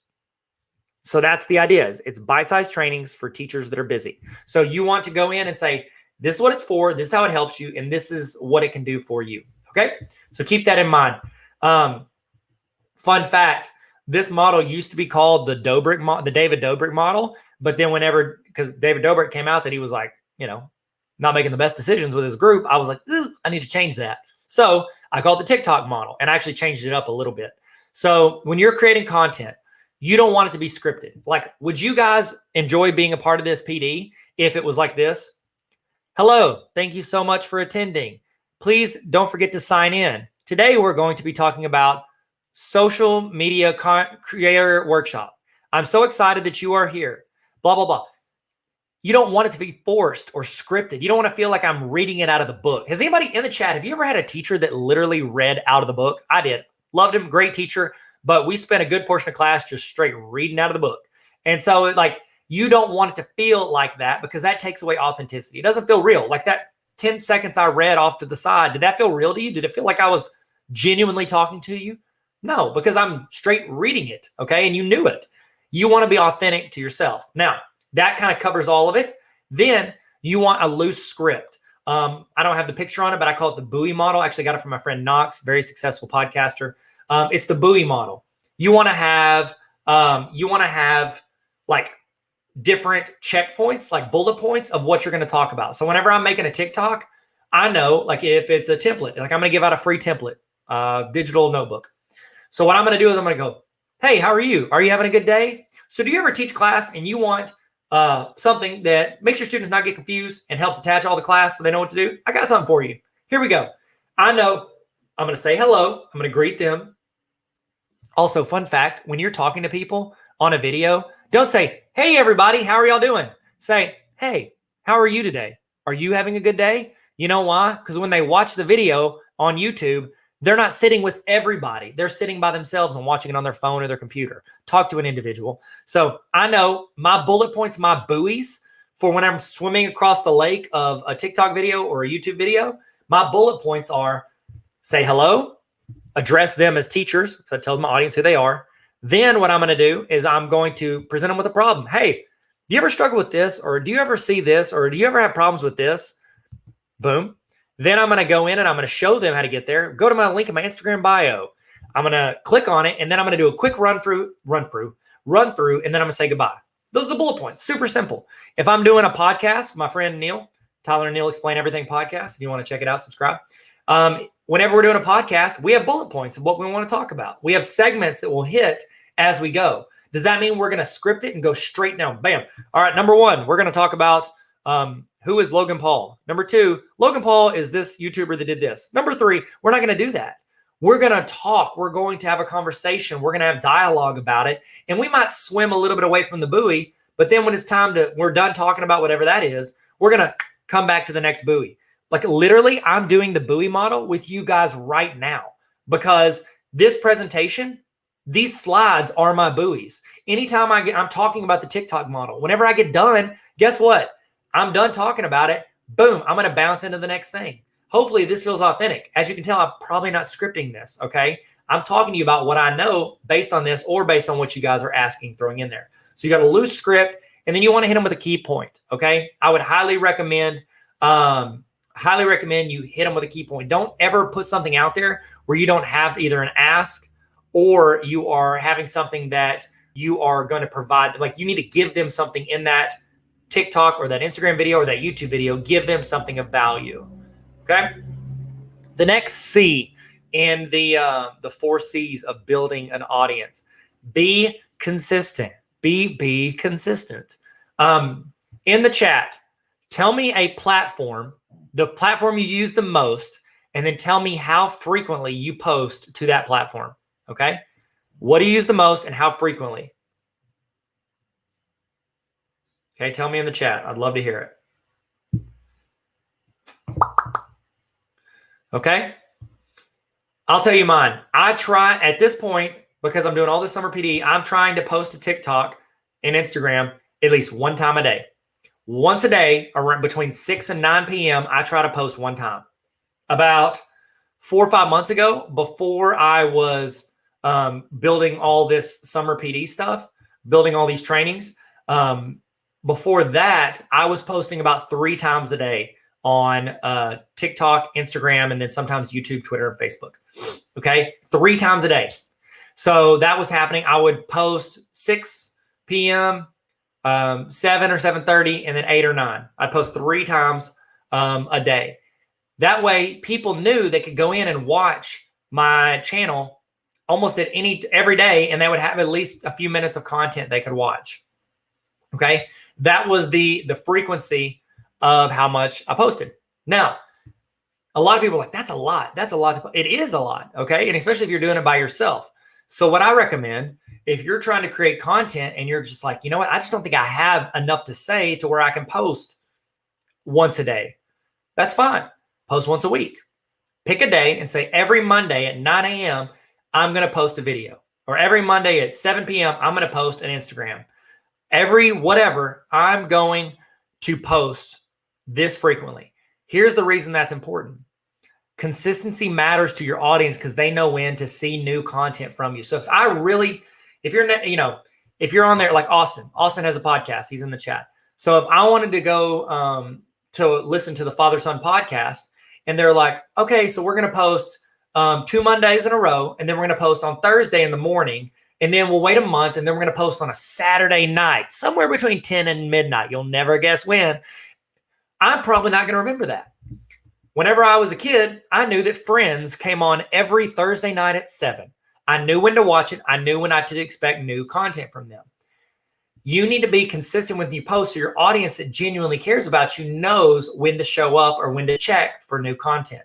My favorite Instagram account, one of my favorite Instagram accounts is House of Highlights. They put like sports highlights on there. I know they're going to post 3 times a day, 3 or 4 times a day. Every time I sign on to Instagram, I go to my search, I find House of Highlights, and I watch it. Or the algorithm knows that I want to watch it, and they'll pop it to the top. I'm always getting the chance to see more of their content. So you need to be consistent with your content. Now, if I talk about like, why do I think my Twitter, my Facebook, and my YouTube don't have the communities like my TikTok or my Instagram, it's because I was not consistent over the past decade. That's how long I've had those. I was not consistent over the past decade with those platforms. So my YouTube, I'd post a bunch every day for like a week or once a week for 3 months. And then I would stop for 6 months because I got busy shooting weddings or doing this or doing that. You got to figure out what is consistent to you. Now, here's the deal. That can seem overwhelming. that can seem overwhelming. That's like you're thinking, Tyler, that just added a part-time job. Every Tuesday, I've got to think about something to create and post by the next day on Wednesday. This is how I recommend you create content. Y'all ready? And this, when I was doing 3 posts a day, I would try to do this. I didn't always do it, but I did pretty decent at it. What you do is you record them and edit them in bulk. So whether it's for YouTube videos or for YouTube videos, or for like TikToks or Instagrams, whatever, for social media, if you're creating, go out and shoot 5 episodes in a row. Go shoot 5 videos in a row and edit them all together. Boom. Save. If it's TikTok, you're saving in the drafts. Instagram, saving the drafts. YouTube, you just save it as a file on your computer, whatever. Shoot 5 videos and edit them. Then go in, and on YouTube, you can upload all 5 videos at once and schedule them a week apart. Okay. So for my summer VD, a lot of these I'm recording early, and then I'm scheduling a month in advance to go live as a premiere for 3 hours. I don't have to worry about it. Once I get it out there, it's ready to go. It's good to go. Like, I don't have to worry about it. However, if I'm every day thinking, okay, I got a PD tomorrow, I got to record. Oh, I got a PD tomorrow, I got to record. That's going to be almost unmanageable. So it's like you have to create it and schedule it out. And it allows you to not think of yourself as like, oh, I'm one show. I can be a full network. And what you could do is you could essentially make series that center around different topics. So for instance, if I'm creating for TikTok, I'm going to think of myself in 3 series. So I've got templates. So it's like, hey, make a copy of this and you can use it in your classroom. I got a template series. I'll go in and film 20 videos talking about each of my different 20 templates. Boom. I've got 20 videos right there. Then I could go in and make, quick tip videos. I'm like, hey, if you go do this on Instagram go do this on Google Slides or do this in Google Forms, it'll save you time. I can go record 10 or 20 of those. And then the last one, I can go do something that's based around like a TikTok trend. So like that last one was like, I don't see a lie, it's all true, or whatever like that. That's a trend. I can go film 10 or 20 trends. Then I've got, if I did 10 of each, that's 30 posts. And I could just go into TikTok, 7 p.m. every night, set an alarm, go in, click on it, go to my drafts, hit post, boom, toss that into Instagram, boom, toss that into YouTube, boom. I've got a video a day for 30 days just because I went in and spent a couple hours filming for TikTok, okay? Now, that's the way I do it. I'll create them in bulk and then I'll schedule them out. I do a series called Rock the Quote where it's like a bell ringer for students. And what I'll do is I'll go in and I'll record, 10 videos with my camera, upload them, edit them, export them, and then upload all 10 videos into YouTube. And then I'll schedule them, once a week or every day or however I want to do it for it to go out on there. So you got to almost record and do it in bulk before you want to go out and do it. Next one, and we talked about this a little bit earlier, collaborate. One of the biggest things is anybody, okay, there was a meme that went around. It was like the Avengers or something, and they were like, name a better, not partnership, but name a better collaboration or something like that. In the chat, tell me your favorite collaboration you've ever seen. It can be 2 musical artists, which it has to be like what, Nelly and Tim McGraw. Remember that song? What was that song with Nelly and Tim McGraw? That's a collaboration. Music artists do this all the time. They call them features. I'm going to make a song and I'm going to feature Drake. I'll pay Drake $100,000 to sing, 8 verses on my song. Boom. What that's going to do is that's going to attract Drake's audience to my music. There's a rapper called J. Cole. Over and over again. That was it. Over and over again. Because it's all in my head. I think about it over and over. Man, you got into this thinking like, oh, he's maybe going to help me with social media. And instead you found that I have the voice of an angel. I know, guys. I get that all the time from myself in the mirror. I'm just kidding. I know I'm not a good singer. So whenever J. Cole, he's a rapper, he made an album that went like double platinum. And it became like a catchphrase that J. Cole went double platinum with no features, because the formula for Justin Bieber to expand his audience or sell a bunch of copies is that he's going to pay Drake or he's going to pay, who is it? He's going to pay, like, I'm trying to think of people he collaborated with. People that you collaborate with to bring in their audience as well. And so, like, this is normal for business. Businesses have been doing this forever. Like Brad Pitt, what does he know about perfume? Nothing, but he's popular. And if he talks about Chanel, guess what? People might relate Brad Pitt with Chanel, and they might buy Chanel because it's related to guys who make good movies. I don't know. Those are collaborations. as creators, what you do is you can collaborate with other creators to share their audiences. Now, who do you collaborate with? I recommend collaborate with people who share your audience. So I got a friend, his name's Rick Hutchinson, and he has a channel called Retro Rick. It's a YouTube channel. He's doing very well. And he has a lot of attention there. When I collaborate with him, not a lot of people want to follow my education account because he talks about retro gaming stuff and retro toys. That audience doesn't overlap a ton, so I won't see a lot of success out of that. Now, what I would do is maybe I would collaborate and do a partnership with there was somebody. So for the TikTok Teacher Conference, I collaborated with Forever Finding X. I interviewed her. That was a collaboration because whenever I put that out there, I'm hoping she'll share it, and then her audience will tune into the TikTok Teacher Conference, maybe like what I've created, and jump in on some of my resources and things that I'm doing. So look at this. Missy said, team teacher. Exactly. That is a collaboration. You're collaborating with another educator who either knows something different, addresses a different student population, maybe can teach to, like I used to, I had, what do they call it? Oh my goodness. It was like I had a co-teacher. I was teaching geometry, and Mr. Stewart was also my class. He was there to focus on students that had, IEPs. And so what he would do is he would walk around and help students individually while I'm teaching the whole class.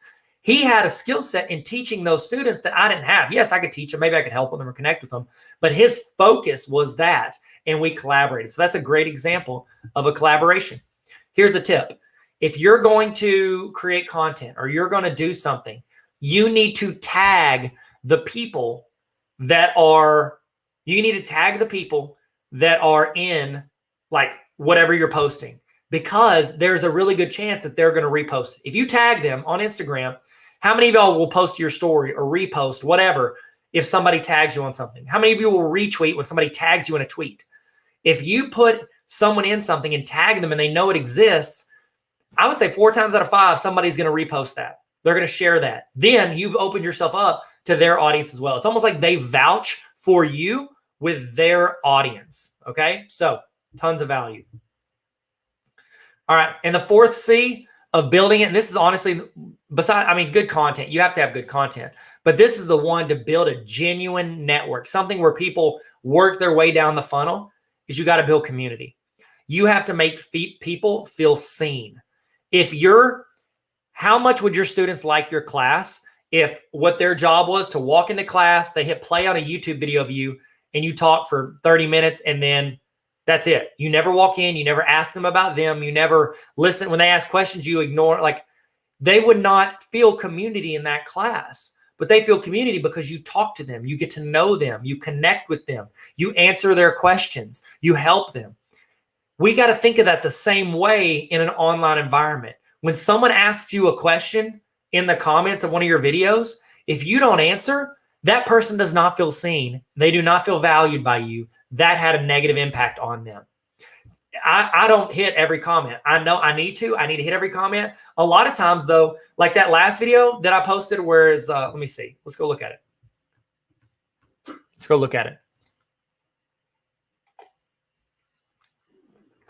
Whoa. It went up like 48,000 views since we did it. That's cool.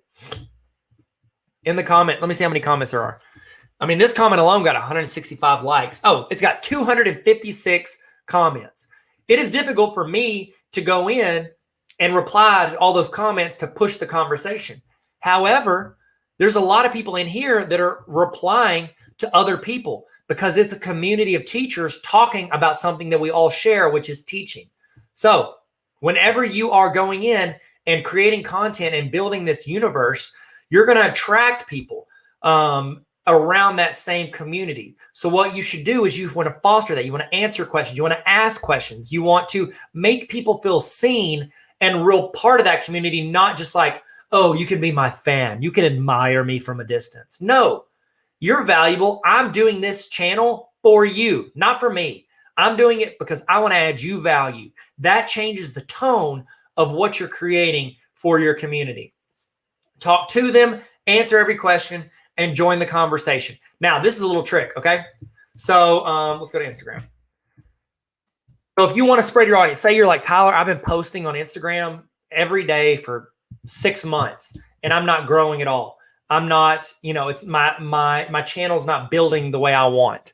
What you can do is you can go in and you can reach out to people in community. Don't just rely on the algorithm to go in and be like, well, my algorithm's going to go find my community for me. Go, algorithm, go. What you can do is you can go in and insert yourself into that community. So what I can do is I can click on this video. I can go to Teachers of Instagram. Click on the hashtag. That is a community of people built around Teachers of Instagram. Okay, I'm not going to post on hers. That'd be weird. Miss Southard, I think I know who that is. Don't know Southard? Is that the lady from? No, that's not her. Okay, this will always be one of my favorite classroom doors. My door is already wide, so I just use blue painter's tape to make the stripes. I'm going to hit like. I'm going to join the conversation. That is an incredible idea. 10 points to Gryffindor. Okay? Or Y-F-I-N. Okay. Hit enter. I just joined the conversation on someone else's. Did I go into her channel and go, hey, I've got a teacher account too. Go follow me. No. What I did was I looked at what it is. I said, that's pretty cool. And then I made my comment. Guess what? She might not, because I think she got a ton of comments on this. But if somebody only has, 1 or 2 comments or 10 or 12 comments, if you go in and make a comment like this, the first thing they're going to do is they're going to click on your name. They're going to go look at your profile. You might get a follower out of it. If you want to go in and you want to grow your audience and you're like serious about it, this is what you'll do. You'll go in, you'll find a hashtag related to whatever it is you talk about. You're going to click on the hashtag and then you're going to go into 20 people, the top 20 posts, and you're going to go read it. You're going to like it. You're going to add value, or you're going to reply to somebody's comment. You're going to go in and add value to somebody on their page. And you're going to do that for 20 different photos based on that hashtag. And then you're going to go into another hashtag related to your topic, and you're going to do the same thing. If you spend 1 hour every night doing that, while you're watching Netflix, you're going into the hashtag and you're adding value in your community, you will see your account grow. Again, unless your account's absolute trash, okay? If your account is decent or better, and usually if it's not even that decent, you will see growth on your account from doing that. It's not cheating. It's not churning. It's not cheating the system. You are reaching out, adding value in the community outside of your home, and then they are coming back and seeing that you add them value as well, and they're going to hit follow. That is what you do if you want to grow an account. Straight up. There you go. That's the best advice I can get you for growing that account. And that's outreach. Also, I'm not going to talk on this a lot because I have several sessions this summer that talk about this, and I do want time to go in and review and create and show you guys some stuff. But I've got this in here because I think it might add you value. If you're making a video, whether it's a short video for TikTok or Instagram, or you're making like a longer video for YouTube, this is my best recommendation on how you would go in and essentially bullet point what you're creating for your audience. Okay. Branding, you want people to know who you are. Hey, what's up, guys? Tyler from Tarver Academy. That's the first of like every video I got. Hey, what's up? Tyler from Tarver Academy. What's up? Like and subscribe. Blah, blah, blah. By the way, did y'all hit the red subscribe button? If not, why do you hate me? Then you go in and you can do branding. You can address them as an individual. We talked about that. Remind them of who you are. Hey, this is Tyler from Tarver Academy. I'm here to help you as a teacher grow and learn and have fun.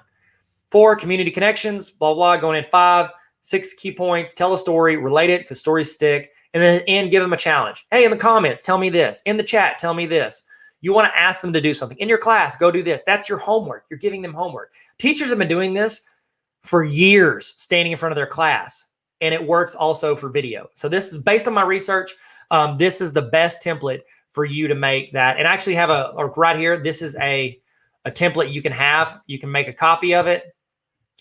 Should ask you to make a copy. You do this. You could do fill in the blank. And whether it's you or your students, you guys can make videos that hopefully engage the audience better than if you didn't. So you just fill it in. Boom.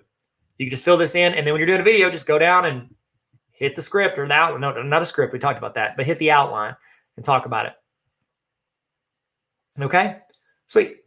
So these are some different video styles, and I put some videos in there so you can like see test runs of that. Again, I do this in a ton of different trainings, and I don't want to use 20 minutes of this training doing that. I will tell you this. These are some video options right here. This is right now what you're watching. If you're watching right now and names I've been talking about are in the chat and you're seeing them pop up, then you're watching it live. That is a live video going out on YouTube. Now, if you're watching this later and it's just a video and you're like, you can tell that it's not like says premiere or anything like that or streaming, then you're watching it after the fact. Because most YouTube videos you're watching afterwards. The last one is a really cool one. And I've been doing this one a lot with a lot of my summer trainings is a premiere. So what I can do is I can go in and I can film and build a 3-hour video and I can upload it. When I upload it, I select the option to schedule it as a premiere. And so when you're going in to watch, Google Slides training, and it goes live at 9 a.m. and it's got a video of me telling you how to sign in, and then it goes into different trainings. If it says premiere, that means I've already recorded it and uploaded it. The chat is happening live. All the people talking is live. I'm usually in the chat talking, answering questions, like addressing people there. So it's almost like I have a co-teacher. I've pre-recorded myself teaching this stuff before, but then I'm answering individual questions while I'm, doing other stuff. And I'm co-teaching, helping people in the chat and that. It's a great way to connect with your audience, like get across what you need to, but also be able to add value in the chat, okay? So premieres, I definitely recommend you check those out. I use StreamYard. That's what we're using right now. This live stream, this is happening through StreamYard, and I highly recommend it for live streams. You can show your screen. Whoa, I'm out of focus. Hey, what's up? Okay, there we go. I recommend it because you can show your screen and you can also show your face. Screencastify, Loom, Canva, those all do pre-recorded stuff where you can show screen and you can show your face. But I really like StreamYard because, I don't know, I just do. I think it connects well with YouTube and all these others. The only negative is there's about a 10-second lag on the chat. So if you guys talk in the chat, it takes about 10 seconds for me to see it. And so that makes it hard to kind of do it exactly on the fly, but it's pretty cool. And you're like, well, does that mean I got to go out and buy a bunch of like equipment and all this stuff? No, you don't have to go buy equipment. I would recommend using your phone. I've made a lot of videos with, this is an A6400 Sony camera. I've got, Canon Mark II or Mark something over there. I've got Sony A7. I don't shoot with those. 99% of what I shoot is with my phone. Every TikTok is with my phone. And guess what? It's good enough quality and it adds them enough value to where they like it. And I can move faster. I can make more content. So don't worry about what you're shooting with. Usually your phone works perfectly fine. Let's talk about some shooting tips. And then I want to move back up to our funnel. Real quick shooting tips.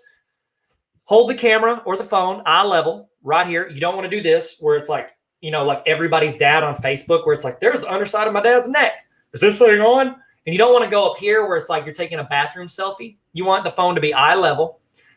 You want to make sure you hit record. I cannot tell you how many times I've gone through 5 or 10 minutes of me talking and realized that I did not hit record correctly and it's not recording.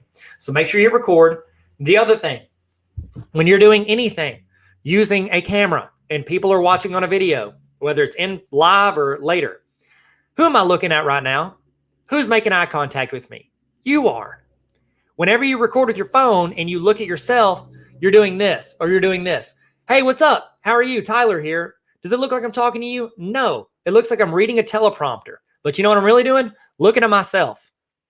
Whenever you hit record, stop looking at yourself on the camera and start looking at the actual camera. If you can't stop, I'm going to give you a tip.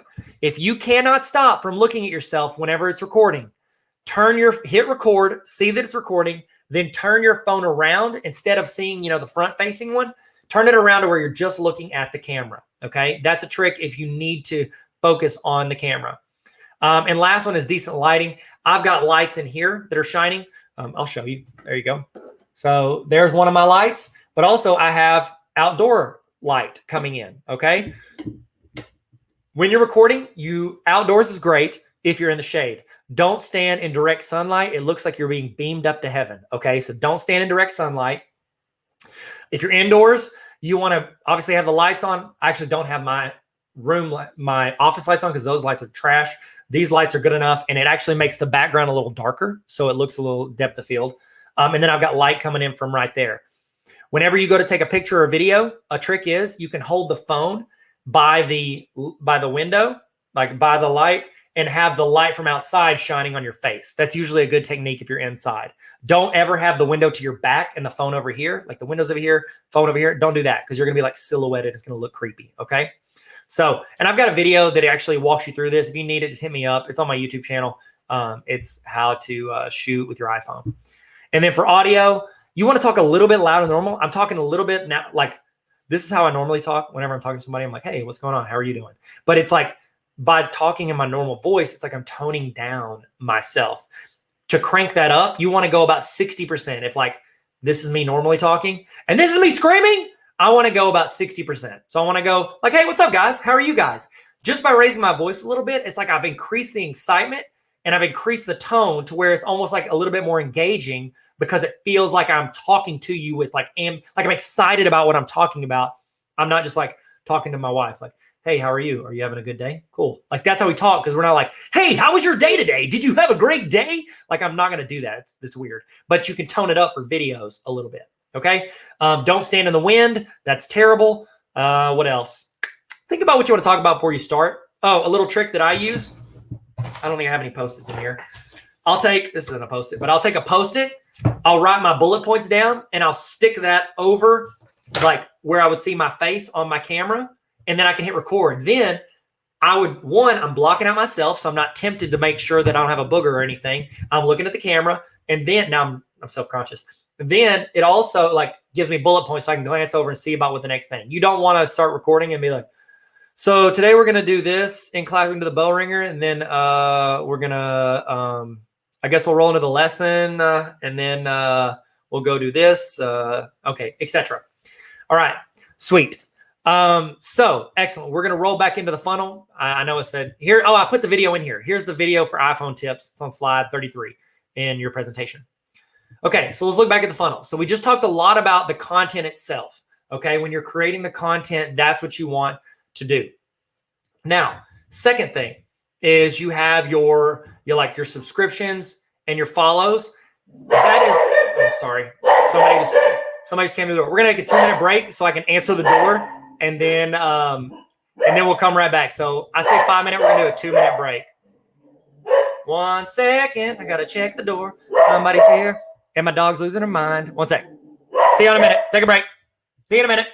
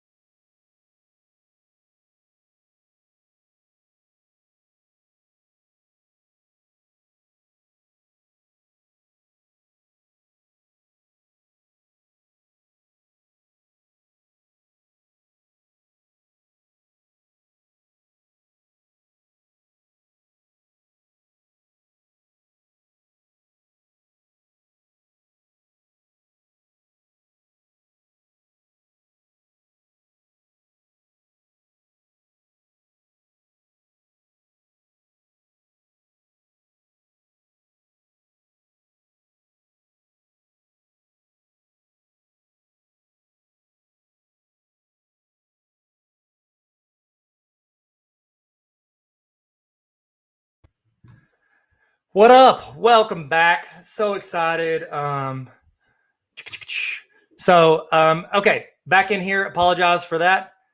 All right. So let me first off say thank you. Sorry about that. It was longer 2 minutes. I thought I was just going to talk to the dude, but he was delivering groceries. My wife had groceries delivered. So I'm out of breath because I've been carrying in 18 bags of stuff. All right. So that answers that question about where I was. I was answering the door. Thanks, Amanda. This was a great timing. I appreciate you getting that delivered. Okay. So now we are back in it. So let's talk about our funnel. So I'm going to show you some examples of the funnel. And at the end, I'm going to show you. So this is what I'm thinking for our last, got about 40 minutes left, 40, 50 minutes left. So here's what I'm thinking. Okay. So in your mind, be thinking about these things. If there's something in these areas you want to talk about, I want to show you the ecosystem and give you some thoughts. We've talked a lot about the content because it's the biggest one. That's where you're going to create the most stuff. You're constantly going to be creating content to put out on TikTok and Instagram and YouTube. You're putting that out there because that's the top of your funnel. That's the biggest chance for it to go out and get attention to help move things into the next part. Then we're going to talk about the free subscription and follows. I'm going to show you kind of an email list, stuff like that. Then I'll show you some single purchase ideas. And then we'll talk about the subscription services. Okay. After that, so I'm going to talk about the rest of the funnel, show you some things. Then I want to show you where one of the best tools I use to create little things across all of these. And then the third thing is I want to actually go in, if we have time, and review a couple, it can be an account, like either a TikTok account or an Instagram account or YouTube account. I'd love to review some with you. Preferably, I would love to review some of y'all's if you're comfortable with that. So be thinking if you're willing to let me look at your account and give you some ideas and thoughts on that. I would love to do that with as much time as we have left. Okay. So Alicia said that her dogs thought there was another dog in the house because they could hear my dog losing her mind at the grocery delivery guy. Okay. So we talked about free content. That's putting it everywhere. As far as free subscriptions and follows pretty self-explanatory. Those are people that are following you on TikTok or Instagram or one of these other platforms. Now, whenever you, I've used MailChimp. Has anybody used MailChimp before? I've used MailChimp. I use it for years. It's got a good amount for like a free service, but recently I have been using Squarespace for the past, I guess, 5 or 6 years. I've been using it as my website. Okay. I've used a ton of different websites, WordPresses, the free ones, the paid ones, all that stuff. I started using Squarespace 5, 6, 7 years ago, and I love it as far as ease of use as a website.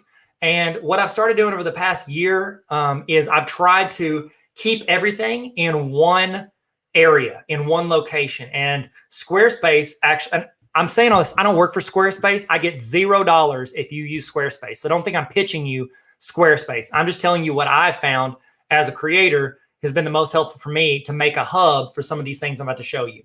So they actually have, and if I go into marketing, you're gonna be able to see it in my email campaigns.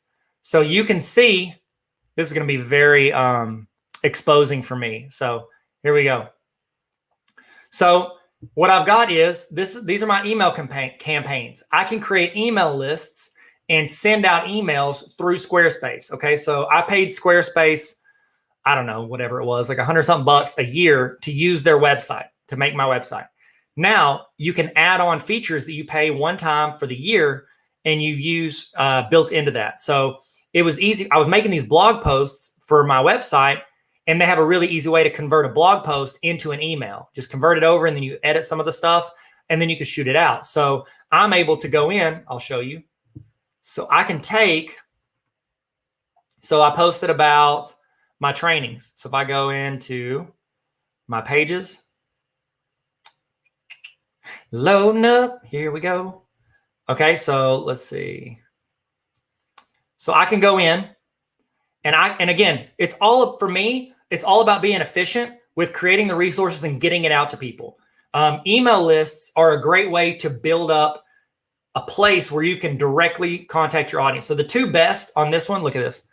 The two best here in that red zone are email lists and text, because yes, they can follow you and they can subscribe to you or whatever, but that doesn't guarantee they see it. You guys, hopefully you hit that red subscribe button on my YouTube channel. Here's the deal. There's a chance you may never see one video I post whenever you sign into YouTube, because YouTube trusts their algorithm more than they trust you actually choosing for yourself. TikTok, YouTube, Instagram, how many times are there people you follow on Instagram that post every day and you never see one of their posts? It's because the algorithm has pulled them away from you.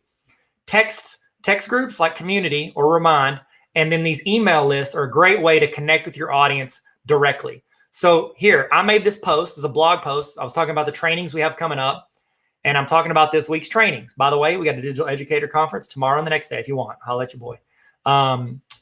Then talk about, like, I pitched some of this stuff. So again, this is my email. Like, I mean, this is the post, but then I'm just going to convert it to an email. So I can just go to edit.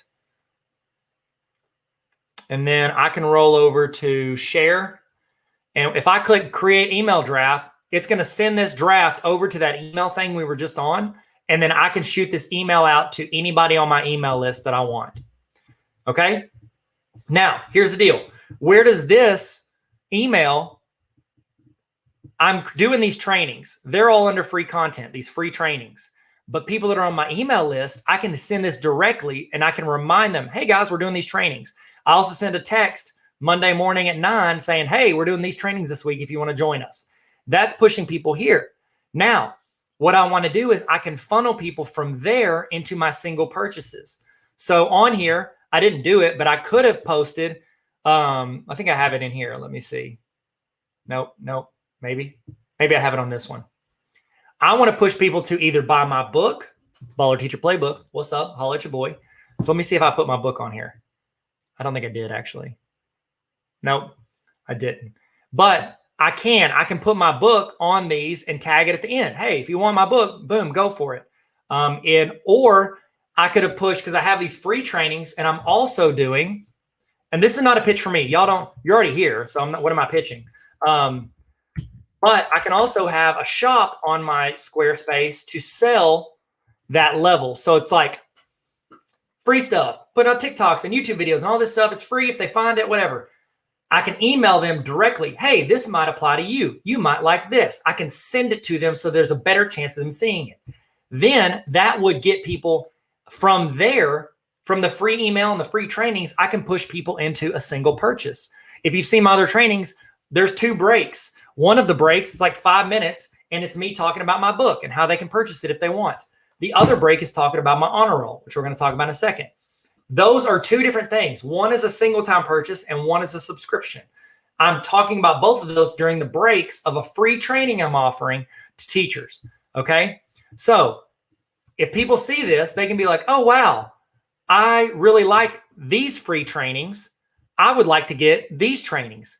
In the free stuff, I'm adding people value. Like, you could sit through, that's 15 hours worth of videos this week. They could watch for free. I feel like that's a pretty decent free thing to offer them.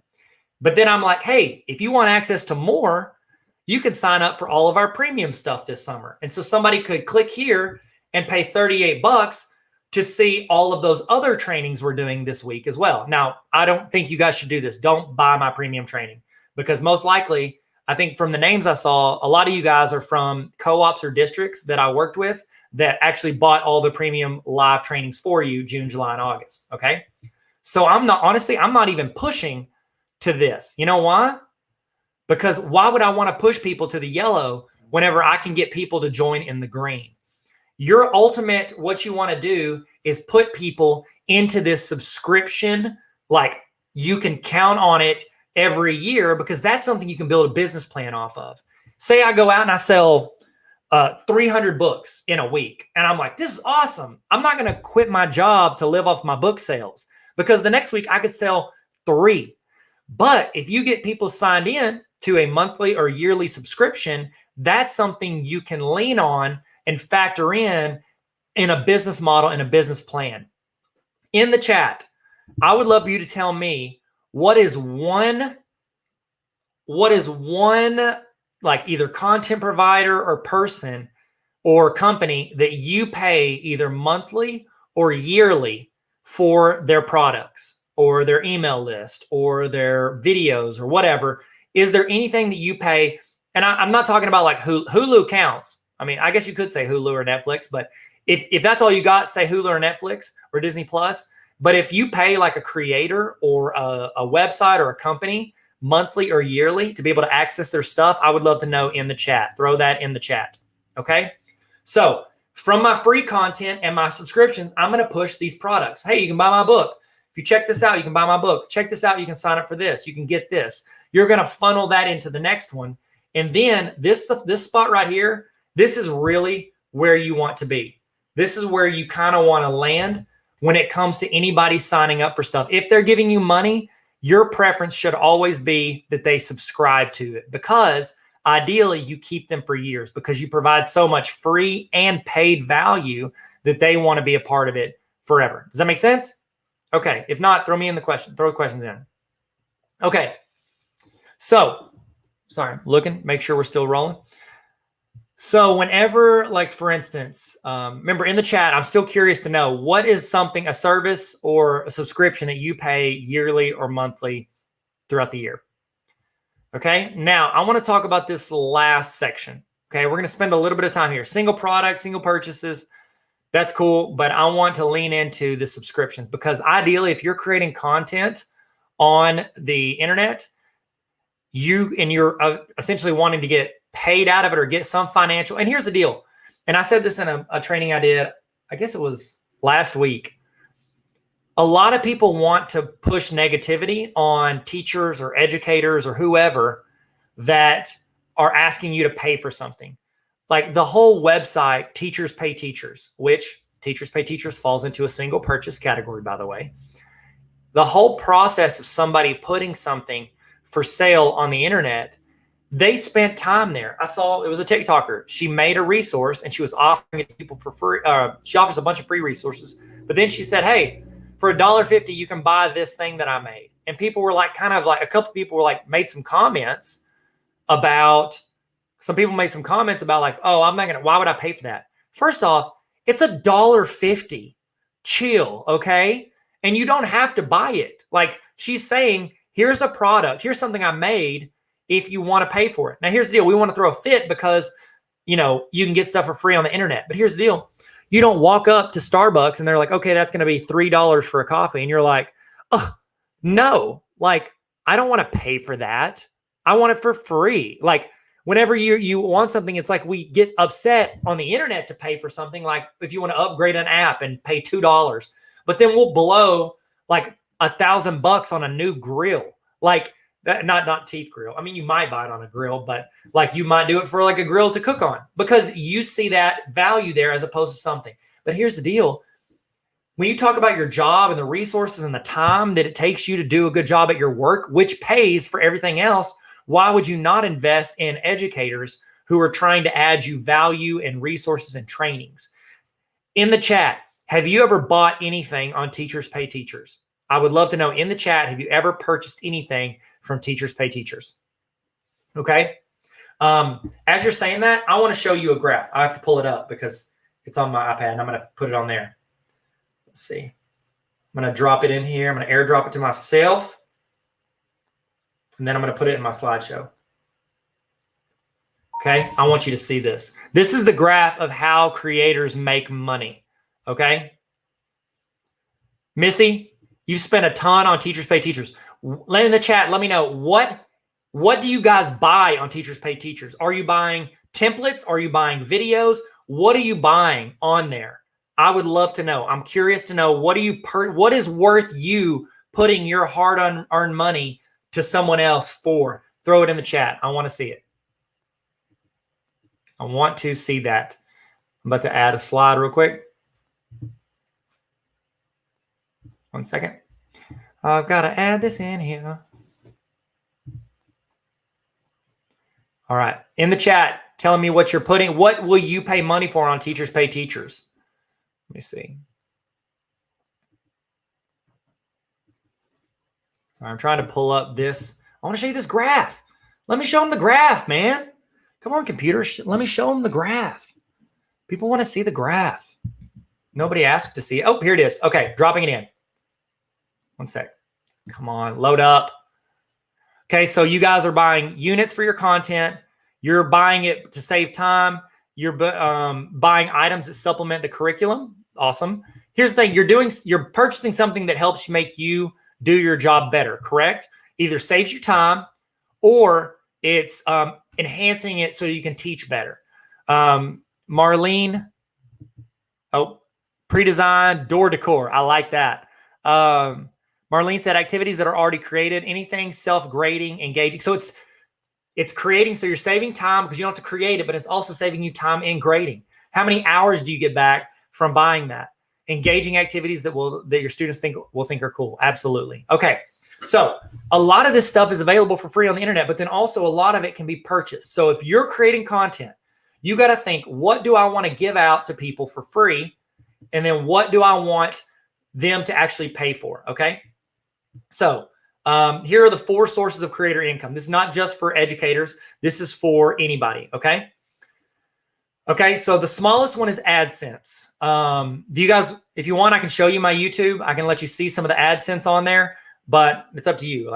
It's very exposing for me, but you know what? I don't care. I'll show you whatever. If you guys care about that, I'll show you. But AdSense, it can be great. And there are people that make hundreds of thousands, if not millions of dollars a year from AdSense, but you cannot rely on AdSense. So my friend Rick, he's got a YouTube channel and he's making thousands of dollars a month from AdSense. And I'm talking to him. I'm like, dude, that is the smallest piece of the pie. And it might be your biggest source of income there.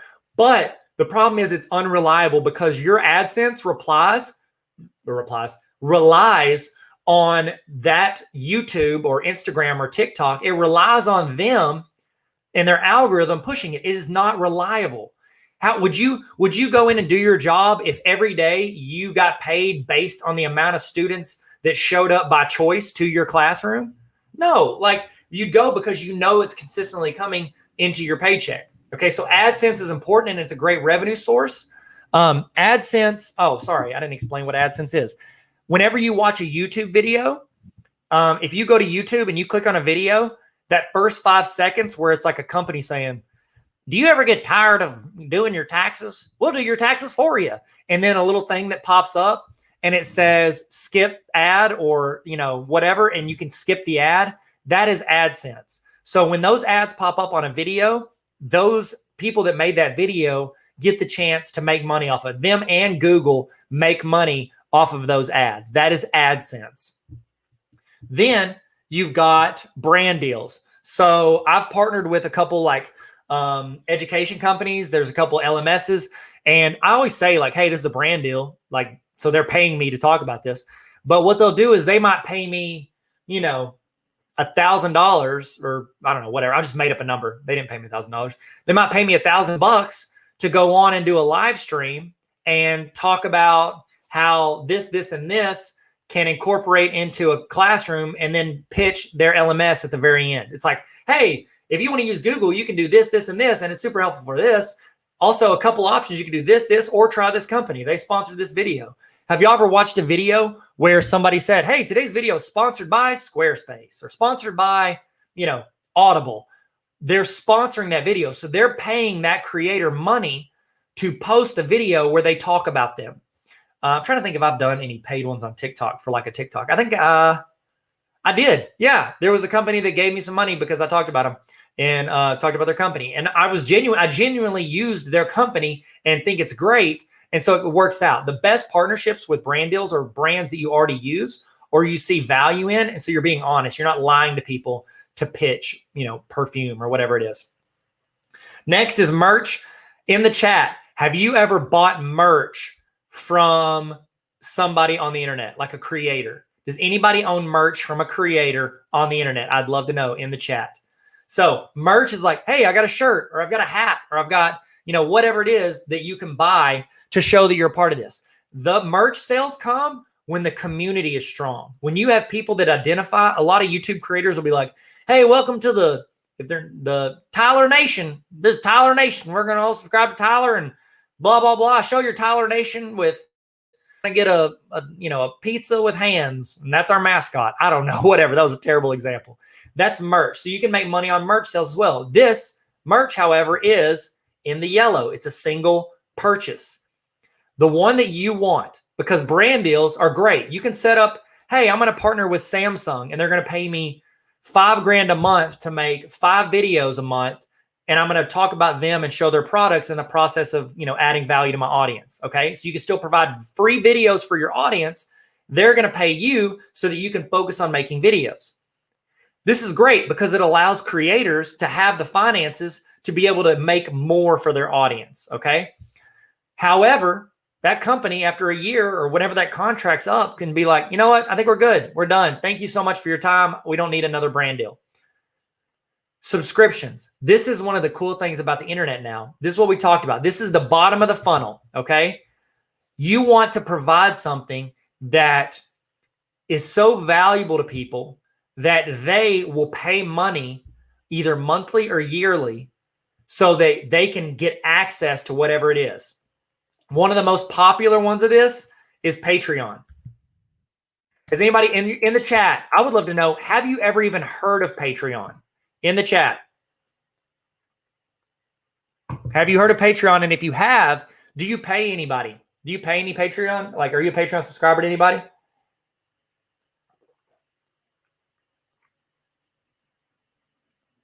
Okay. So I'm going to show you what Patreon is so that it can maybe, oh, where did it go? I just typed it in.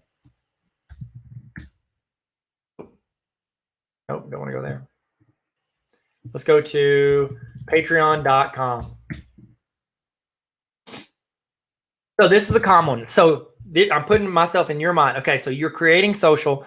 You're making stuff on TikTok. Oh, what's up? There you go. You can see my home. I got 65.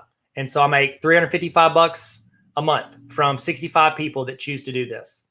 Now, let's say I want to go to my page. Goodness gracious, I didn't mean to go here.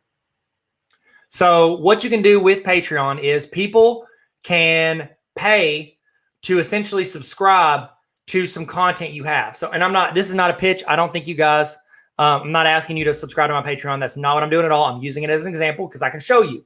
65 people choose to either pay $3 a month, $7 a month, or they can pay I think it's like $70 a year to get the stuff that I put on here. Now, again, I'm not asking you to do it. I'm just showing you because I can't sign into anyone else's Patreon. All right. Okay. Ooh, so Marlene, I would love to, in the chat, tell us more about this. You said you heard of it because a friend of it uses it for photography. How do they use it? What do they offer people for that? So the idea with Patreon is you essentially can set up a subscribe. It's just like Disney Plus or Netflix or something like that, but it can be with something like directly from a creator. So like, for instance, I make thousands of resources and tutorials and trainings for educators. Okay. Now, if someone wants I think mine, you get access to the walkthrough. So you can see how I created that resource. Does somebody that wants the resource, can they still get it? Absolutely. Go make a template. It's yours. However, if you want to learn how to make your own, or you want to hear me do a full explanation of how I would implement that in my classroom, they can be a Patreon member. So for $3 a month, they can go in and they can see the behind the scenes or how to apply that. The $7 one gets access to all that. Plus I do weekly Google video trainings throughout the year. And so it's they want to lean into Google. They want to learn more. Boom. You can lean in for $7 a month and get these trainings. And then also I answer questions. So it's a lot of times people on their Patreon offer access. So I gave access to my Patreon members for them to be able to view all my premium summer PD. They could have bought it on my website. You guys, we talked about it earlier, but I also give them access to where they get benefits of that as well. So I'm creating the content and then I can make it, you can pay whatever, $38 to get all of it here, or you can get on my subscription. Which one would I rather have? Obviously subscription. When you're pushing things that are one-time purchases versus subscriptions, you're always going to need to push. You're always going to want to push subscriptions. So Patreon, if you're creating content, it's a fantastic avenue for you to go in and create content where people can subscribe and get that content over a long period of time. Okay. So Patreon's a good option. It looks like a couple people are in there. Tell me, what does that, so Retro Rick, I'll go to my buddy. Let me see if I can find his. Retro Rick. Okay. He's not an educator. Unless he educates people on gaming stuff. But he has a really successful Patreon. He makes YouTube videos for free where people can go and they can watch and all this. But he's got 892 people that pay him $3 a month so they can have access. One, he does giveaways. Two, he does like 20% off of his like thrift store thing he has on Instagram. He also does like videos that only they get access to. So it's like, if you love his videos, okay, here's this. How many of you would pay if you watch in the chat? Tell me your favorite show that you watch. Tell me your favorite TV show that you watch. Let's say you love The Office. The Office comes on TV once a week, every week. How many of you would pay $3 a month to, after the show, you could go watch an hour worth of Steve Carell, John Krasinski, and Jenna Fisher on a podcast where they're talking about all of the things that went into that episode and all the things they like, and even maybe some deleted scenes. A lot of creators will have like this behind the scenes and more like, it's like an extension of what they're doing. Cody Ko does this. I have a friend, Knox, he does this. They do really well with the podcast. So it's like you can add these either access or more content through these things. And so that's an idea for doing a Patreon. Now, I'm going to show you, like, I'll show you an example of mine. So I have a Patreon, but that's not like, if you click on my stuff where it's like, oh, I want to learn more, that thing I talked about, Netflix for teachers. So, oh my goodness. Courtney said Yellowstone. I watched Yellowstone. It was like, I got into it like a few months ago. It's very, I'm ready for the next season. I'm just going to say that. So for instance, mine, I'm going to show you mine. And again, it's all about me. I'm just talking about this because I can't speak for anybody else. I can only talk for myself. So I'm going to give you my thought process as I created my subscription, like lean in, like somebody would want to pay for this value. As you think of yours, think, what am I going to give out for free? And then what can I do to put somebody into a subscription base? Now, here's the deal. This doesn't have to be just for you as somebody who's making resources and creating and doing things on social media. It could be for your school. Like, I know there are some colleges that have a Patreon. It's like, we've been doing it for years. Oh, we look for donors. You want to donate to our college? Here, you can do like a monthly or yearly like donation process for your college and offer nothing extra. And it's just like, no, we want to support the college, so you can go in and do that. There are a lot of Patreons that don't offer anything extra.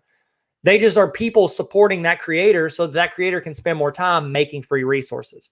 You could do this for your school, for yourself, for whatever social you're creating. Okay.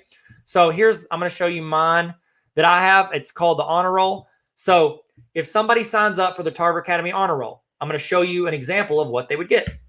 They get access to like essentially like a room or a website that other people don't have access to. Okay. So in my mind, if I'm ever going to like not have to spend time shooting weddings for extra money or doing different things, I want to get people into my honor roll. And I always encourage teachers, get your district to pay for it. And the reason I do it as a yearly instead of monthly is because I know educators, and I know that if you showed this to your principal or your superintendent or director of curriculum instruction or whatever PD person, they're going to be like, that's a lot of value for that small amount. And so you pick an amount of money, and then somebody would get to go in and they get access to all your trainings. So like they get all these calendars, 6 hours a day of training. They get access to all the trainings afterwards. So they could click on it and they could go watch a video on 3 hours of Google Classroom for intermediate. So like you guys are watching this live. After this ends, I'm going to take it off of live and I'm going to make it like a private video. Then I'm going to link it through here so that people in my honor roll can watch it. So if you watch my videos and you see one of the breaks where I'm pitching the honor roll, if somebody wanted to learn, they could go in and learn anytime during the year with these trainings. So it's like I'm offering it free while it happens. But if you want access afterwards, you go here. Who does this? The Ringer. Has anybody heard of the Ringer podcast network? There are a lot of podcasts that do this. Spotify wants people, like they bought the Ringer, they bought Joe Rogan, they bought several podcasts. And what that means is they offer the podcast everywhere. You can listen on Apple, on Spotify, wherever. But then after 30 days, if you want to listen to it, you've got to go over here and do it. You've got to pay to do it. You've got to go to Spotify to do it. They're trying to funnel people in there from the free stuff, which happens for 30 days, and funnel them into more content that they've already created. So they're trying to add that value outside of it. Provide free, but then do it. Because if you only did paid, nobody's going to find it because there's nothing that leads people into it. Okay, so the idea is these roll live. You can catch them live for free, or you can catch them live through whatever. Then if you want access to them at any time, boom, you go into the honor roll. Also, during the school year, so like September to May, I do weekly templates, resources, walkthroughs. And so like that email you saw earlier, I do that also for the honor roll email list. Okay. And you're thinking, well, why would you do that? Because it goes out to less people. Well, these people paid to get this. So I want to make a better product for them so that they feel like their purchase was worth it. And so it's like I would give a meme, throw in this template. I know I talked through this last time, but I wanted to throw it through this one. You got, they go in, I'm walking them through this template. It's a teacher classroom app, so they can have the template and make a copy, which I also give out for free. But then if they want to learn how to do it, boom, I've got walkthroughs. I do quick tips, mailbag, answer questions, access. A lot of times social media people will run the access side of this. And so this email goes out once a week during the year. So that's the idea, is that you can offer somebody that is service that is so encompassing, which really, like, this has pieces of PDs, of trainings, of templates. Everything I do for education funnels back into this for this group. Then they can submit what they want me to create. So you have access, and then they have walkthroughs of all of these resources. So like, say, I love the free templates, Tyler. Oh, I love the template on Digital Notebook or whatever that anybody can have, but you don't know how to implement it. Then this would add value to them outside of it. So it's like you want to figure out on this funnel, you're always trying to figure out, what do I want to give? What do I feel comfortable giving out for free? And then what do I want people to pay for? So for instance, so if you go, let me see. So on my Instagram, you go to, I'm showing you the difference. So if you go to my Instagram account,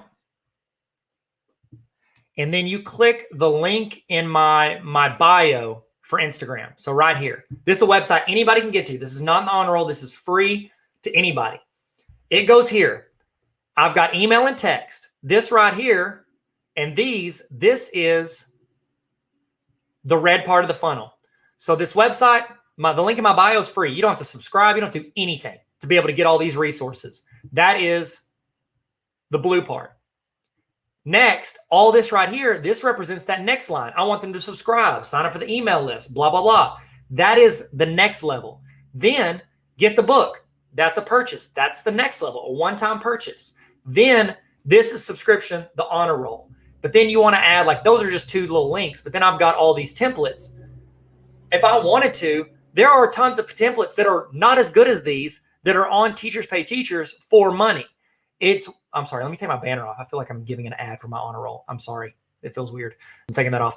So somebody could go in here and they could be like, hey, I want this quote of the day template, which you could sell. Oh, I'm going to put that for $50. You have to choose as a creator, where do I want to put this in the realm of what's free or not. Some people might put this in there. I want them to pay for this. This took me, 180 hours to create. I want them to, pay for this product. Or you can offer it for free and hope that they funnel into the buy the book, or they funnel into the subscription that goes in more. So as you're writing this out, what I would recommend, take that funnel and start writing in those boxes, like screenshot it or print it off or draw it, and write in those boxes, and those, I guess they're trapezoids, write in those trapezoids, what do you want to add and where? You might want to start creating templates or trainings or whatever, and you might not feel comfortable putting in the free because it took you so much work. So what you can do is you can put that in the paid one. But then what you do is you always have to figure out what goes into the top part of my funnel if that is there, because nobody's going to subscribe to you if all you do is push paid stuff nonstop. So somebody could go in, they could go to my website or my link in my bio, they can make a copy. Then they have quote of the day videos and documents and interactive notebooks for their students. I would want this to funnel into the rest of it. So on the first page, which they can delete, it's got links to my free stuff. It's got links to the paid stuff. So as you're creating all of these resources, think through what do my trapezoids, it's not a trapezoid, it's got more sides. What is that? Whatever. What do my levels have? What do I want for free? What do I want for paid? All that. And here's the deal. For 10 years, all I had was free. Nothing I offered anybody was paid unless somebody paid me to come speak to their school. That was the only thing. And that wasn't even until the last 5 years. I spoke, probably, 40, 50, 60 times at conferences and districts for like 7 years without ever getting paid. And then it starts leading into it. No, in this process, don't create an account or don't start making stuff and think, oh, well, I made 10 things. When do I start getting paid? I made stuff for 6 to 10 years before I ever got $1 out of anything that I did. Okay. And I still don't by no means make a ton of money. It's just nice side stuff so that I don't have to shoot weddings anymore. I'm so sick of shooting weddings. If I shot your wedding, I bet it was beautiful and I loved working with you, but it is so time consuming. And it's like I spent 8 years editing 80 something weddings. This is a supplement, so I don't have to do that. So as you're creating what is free, then what can start leading in to your other levels of the content ecosystem. Okay, I want to show you one thing on Canva, and then I'd like to review at least one creator. So if you have an account that you would like for me to look at and give you thoughts on, we're going to do that. And that's the last thing we're going to do. So if you're comfortable with it, tell me your account, like either say it's on Instagram or TikTok or your website. Put that on here if you feel comfortable with me reviewing it. The last thing the last tip before that I want to show you, and again, I talk about Canva. Again, I don't work for Canva, but if I could recommend one thing, goodness gracious, Canva's one of the top things I'd recommend, okay? So when you're creating these things, when you're creating a YouTube channel or a Twitter feed or whatever, Canva helps you do the graphics to help set up your page to look more legit. So for instance, let's say, let me show you what YouTube cover art. So when you're creating your YouTube channel for your school, for your class, or for yourself, this right here, this is your channel. This is what it looks like. So you can go here. That's your profile picture. We know what those are. This right here is called your cover art. This is like a banner, a billboard for your content. They have templates built to all the dimensions of everything that goes on social media. So I could say YouTube cover art, or they call it, YouTube channel art. I click this. It's going to give me different templates that I can roll with. Nobody feel comfortable with me reviewing their stuff? Come on, throw out a channel. If not, throw out a channel you'd like for me to review. Anybody that you want, any educator or creator, throw it out there. I'll review, and I'll be nice. Just because it's not you volunteering, I'll be nice even if it's you. So these are all built to the dimensions. I could go in and click on one of these. It makes a copy of it. Then I can go in and change it to tailor around what I want to market on my YouTube channel. So I can go in, say you're a music teacher. Well, that's convenient. So I could change this to, Mr. Carver's music. I know there's an apostrophe there. I just missed it. Music class. Okay. Boom.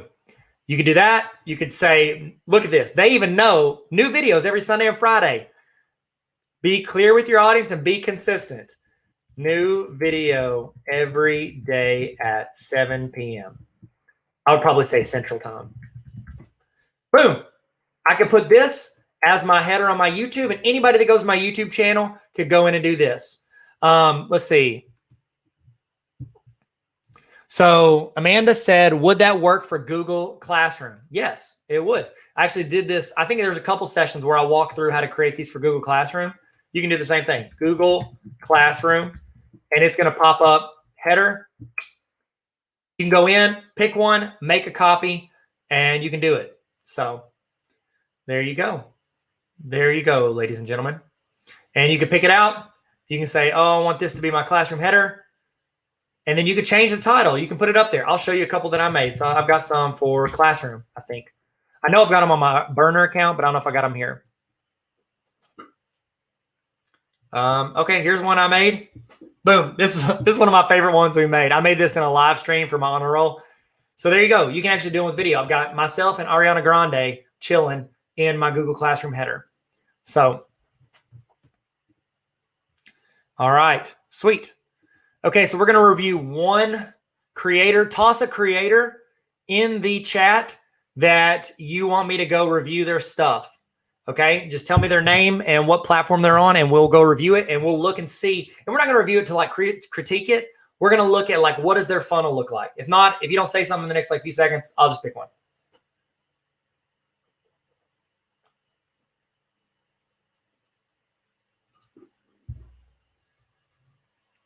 Okay. Sweet. So I'm going to go in. Let's find I'm trying to think of a creator I like. What's a good creator? There's a lot of creators I like. What are some creators you guys like? I would like to know that. Okay. I've already used my friend Rick. I'd love to use somebody in education. Ooh, okay. Here's one I genuinely don't know about. So let's look at Pocket Full of Primary. Do you guys know what that is? Pocket Full of Primary. Okay. So this is an educator. I've seen her videos pop up. I don't follow her a lot, but I know she's very popular. She got over 500,000 subs. So maybe she should be teaching y'all, not me. So here's the deal. She's making a bunch of content and videos and stuff to help them.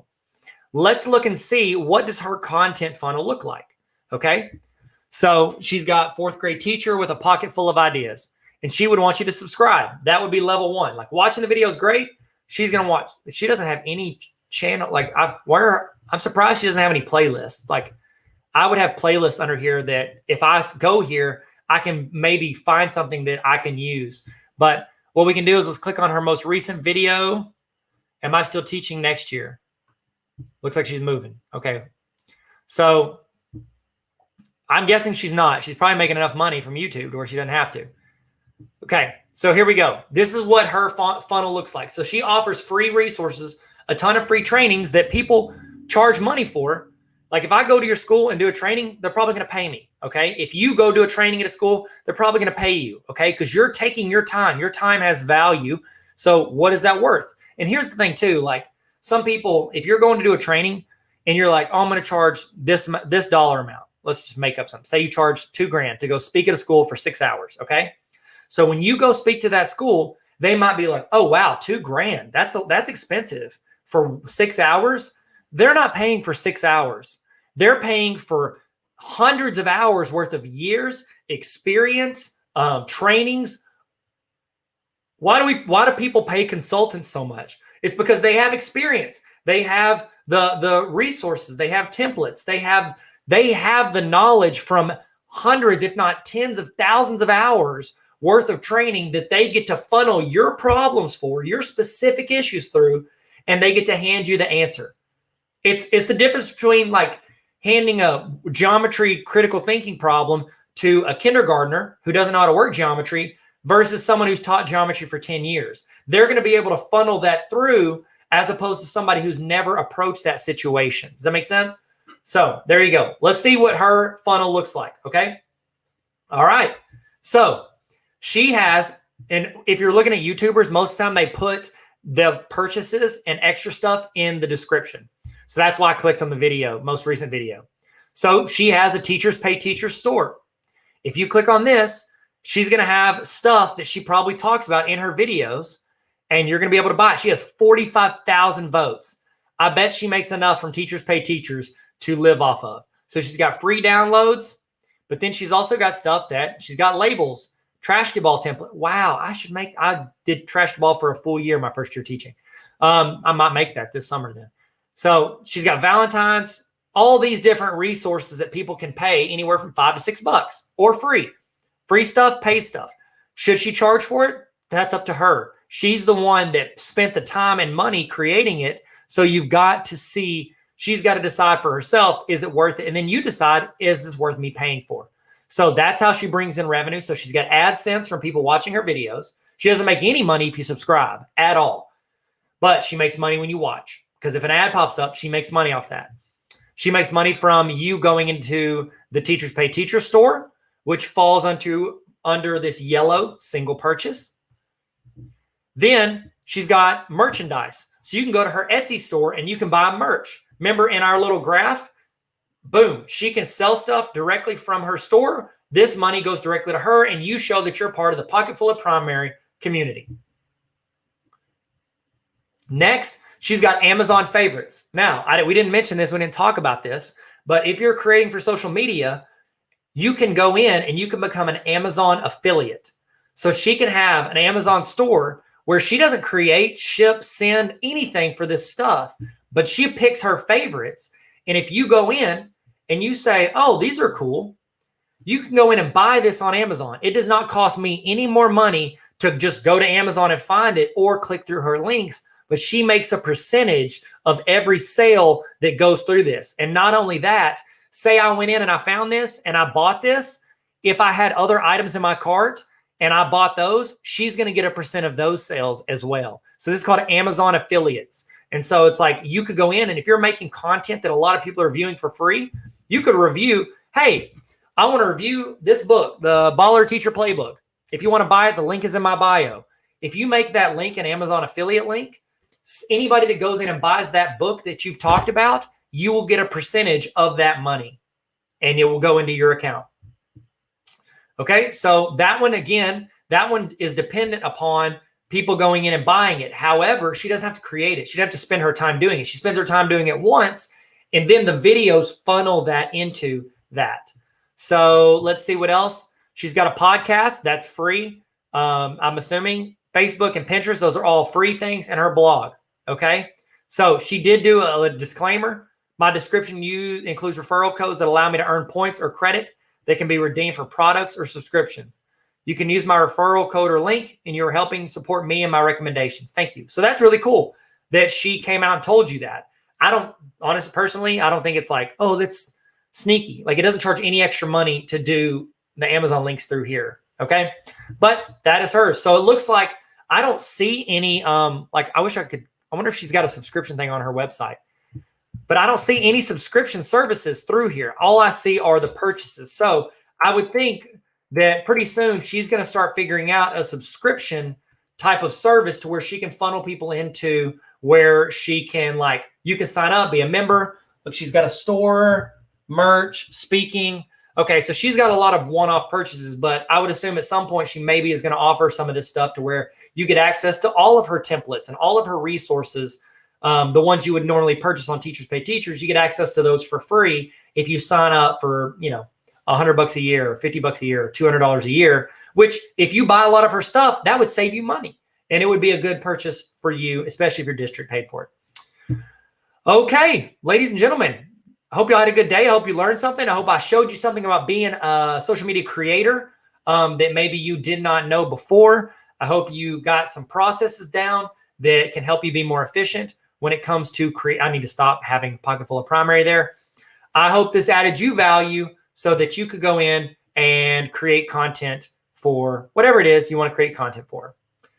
Thank you guys so much for joining me.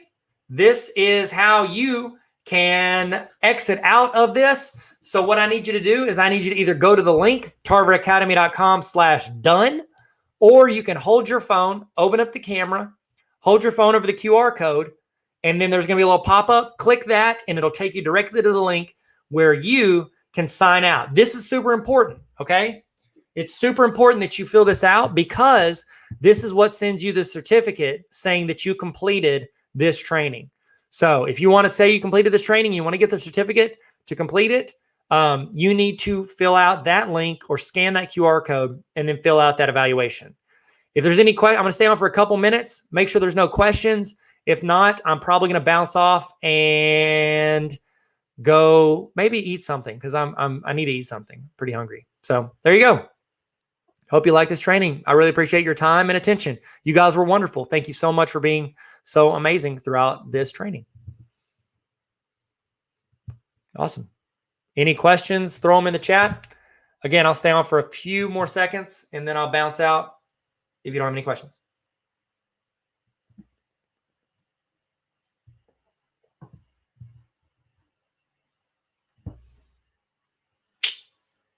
All right. Thank you guys so much. I hope you all have a great day and never stop learning.